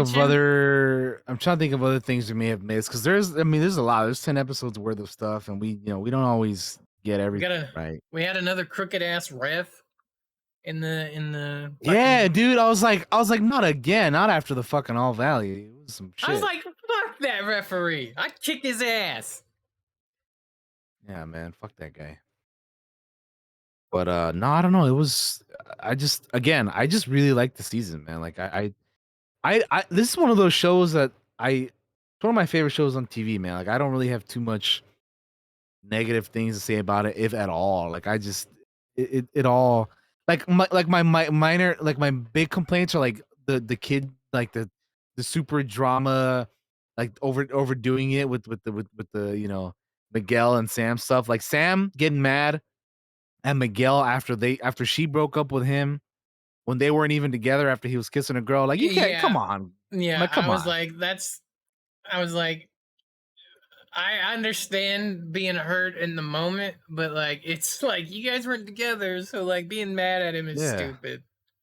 And it's like he's at a party, like they're talking, like And Hawk like set him up. He's like, "Yo, this is my boy. He did this, he did that," and like Hawk's a good dude, man. yeah, he's a good he's a good I love wingman, Hawk. dude. Hawk is one of my absolute favorite characters, and throughout the show because he grows and changes through all 5 He seasons, and does. like Like even this season, they're like, "What happened to the green mohawk?" He's like, "Oh, it wasn't the right color or whatever," you know. was yeah. Um, So yeah, it's but yeah, for me, like that's like the biggest complaint that I have is just like the super drama these things with like Sam and Miguel and stuff like that. But I fucking love this show, dude. Like I'll tell anybody and everybody, like you need to watch Cobra Kai if you haven't. Like anytime a new season comes out, I fucking try to watch it as soon as possible. Not because and it's like even with other shows, like I don't like it doesn't make me want to like just like watch it all right away. Like I'm like, oh, I'll watch it when I watch it, you know. But like this, I'm like, dude, I get on that Cobra Kai, dude, because I want to watch it, man. I need to see it. I need it. mm-hmm. But yeah, I don't know. I don't know what else there is for us to talk about. I don't know. Again, I know we got Crease for next season back, but I don't know what direction they're going in. It's gonna be. I'm gonna be very interested. You're gonna have Terry out of the mix for a little bit, like we had Crease with this season. Watching Daniel do the kick to Terry, as he dropped him was fantastic during their fight. The Chosen, Terry fight was fantastic. Like I said, they even fought with real weapons, and they kind of made it look like Chosen was gonna be a goner there for a little bit, but then he should have drank the small island iced tea instead of the long one, But yeah, it was funny, man. Dude, when they were drunk in the limo, and even before that, when they were just like hanging out, being bros, and that was cool, man. I love seeing that type of stuff, dude. This was Yeah. great. Let's see. I'm just gonna list off some of my favorite moments from the season. When Go for it. Johnny's doing the Uber stuff, and she's like, "Can you play Billie Eilish?" and he plays Billy Idol. Oh, Billy Idol! Oh my god, dude, that was dude. And then like going on with the Uber stuff when he keeps getting 1-star reviews and everybody's like shitting on him because he's a terrible fucking like Uber. That shit had me dying, dude. Like, god damn, Johnny, you don't know, like this guy. I love Johnny, It's dude, so because funny. he's such an ignorant, oblivious, like character, but like in the funny way, dude. That I love it, dude. It's fucking hilarious, man. It's Yeah, it's so hilarious. funny. It's so funny. Like in the like at the beginning of the season when he got the FBI shirts, the female body inspector ones Oh for my Robbie god, at we the end. didn't even talk about that. That shit was so funny. They walk into the Dude. building and it's like the FBI's here. They're looking for you. And I Yeah. was like, oh no. And then Hector is like, "Yo, Miguel, we gotta get out of here, man. Let's go somewhere else." Yeah, shit like that. That's why I love Johnny, dude. He's such a funny fucking character, man. He cracks me up all the time, dude. I'm looking for Hector the Salazar. Like you don't have to say the Salazar, but he kept saying the Salazar. Like it was Mhm. too funny, man. Too funny. And he's like, I'm looking for an hombre. I'm looking for a man. That shit cracks me up, man. It's custom decal. Thanks. Like we Yeah. starting to do. Yeah, that shit's And so then when they're funny like to me. trying to get him to move the fucking vehicle because they're gonna tow it away, and yeah. That moment's funny. That shit's too funny. Another good moment that I really enjoyed was Miguel coming to Robbie's defense in the Cobra Kai fight at the in the last episode or last 2 episodes. I can't remember how long that fight is. Like, there's a moment where I think Robbie is kind of getting ganged up on, and Miguel swings in and saves him, and they start fighting back to back, and it's fucking dope. I'm like, oh my god, these two master martial artists are fighting with each, and it's so cool. I Yeah. was like, well, I've wanted this for so long, and it's happening. Yeah, because they've been on opposing sides this entire time up until this point, and now they're finally on the same team. And I also like that when they work it out, Hawk is still like a little bit like, man, how can you talk to that guy? He's a shitbird. And it's like, nah, he's not that bad. We worked By it the out. Like way, Miguel doesn't talk about him behind his back. He makes it clear we worked it out. Like, that's cool. I thought it was super cool that when they were looking for fighters to show off with the for the world tournament thing, Robbie and Miguel were like, or Johnny and Chosen and Daniel were like, oh, we're having a tough time, between the three of you, who we want to represent us or whatever. And then Miguel and Robbie were like, you know what, we thought we talked it through, and we think Hawk should be the one because he's the champion, and I thought that was a really cool thing, man. And even Hawk was like, what? Like, he was kind of like surprised by it too, man. So I thought that was a cool moment that they had It makes between sense. those three guys. Hawk is one of the best fighters on the show. Like, his fight with Robbie last season in the tournament was still probably some of the best choreography I've ever seen. Like, straight up for a fight. Like, those two guys in that last season, season 4, and you're probably like, why are you talking about season 4 right now? Because that fight's that goddamn good.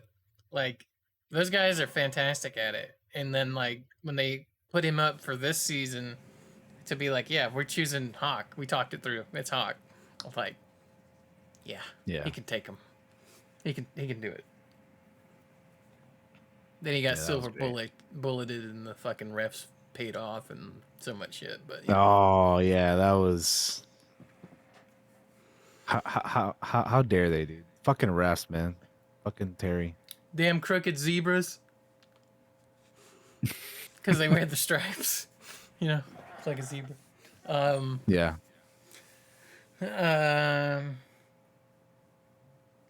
Any other moments you want to bring up?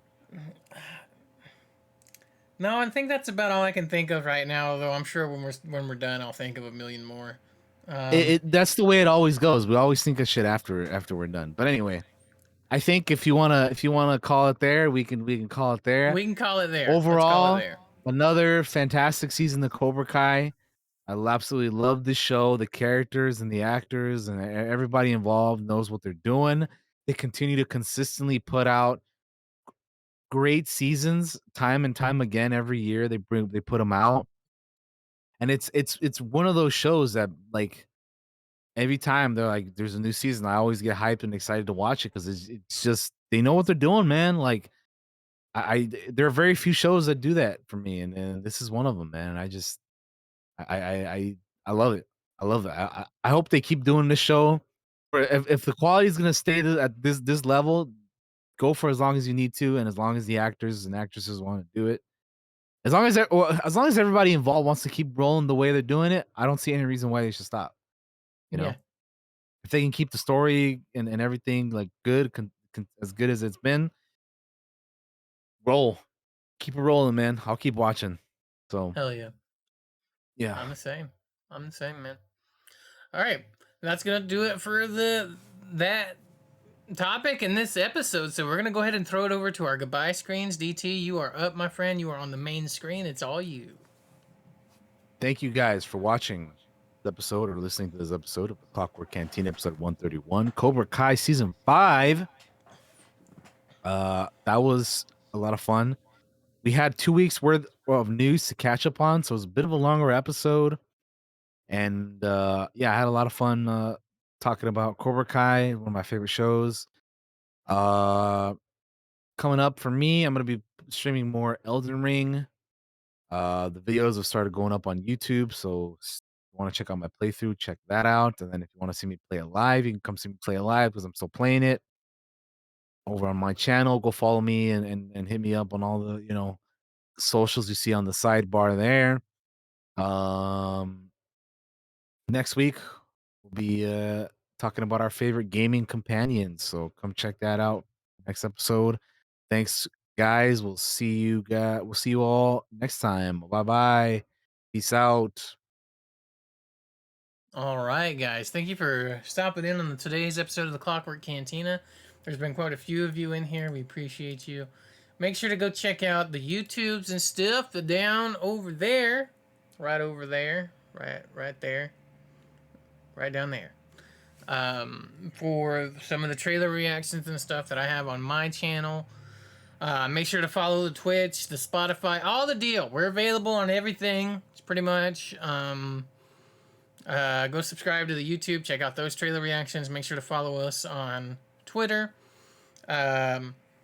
I am a dice maker. I have an Etsy shop. Make sure to check that out. 902 Dice Creations. We have an Instagram where I post dice and stuff on there. So if any of that interests you, polyhedral dice for D&D, stuff I make, you buy, I send. The shop's doing really well. We have a new logo. So yeah, that's gonna do it for this episode, guys. We will see you next time, and keep loving each other.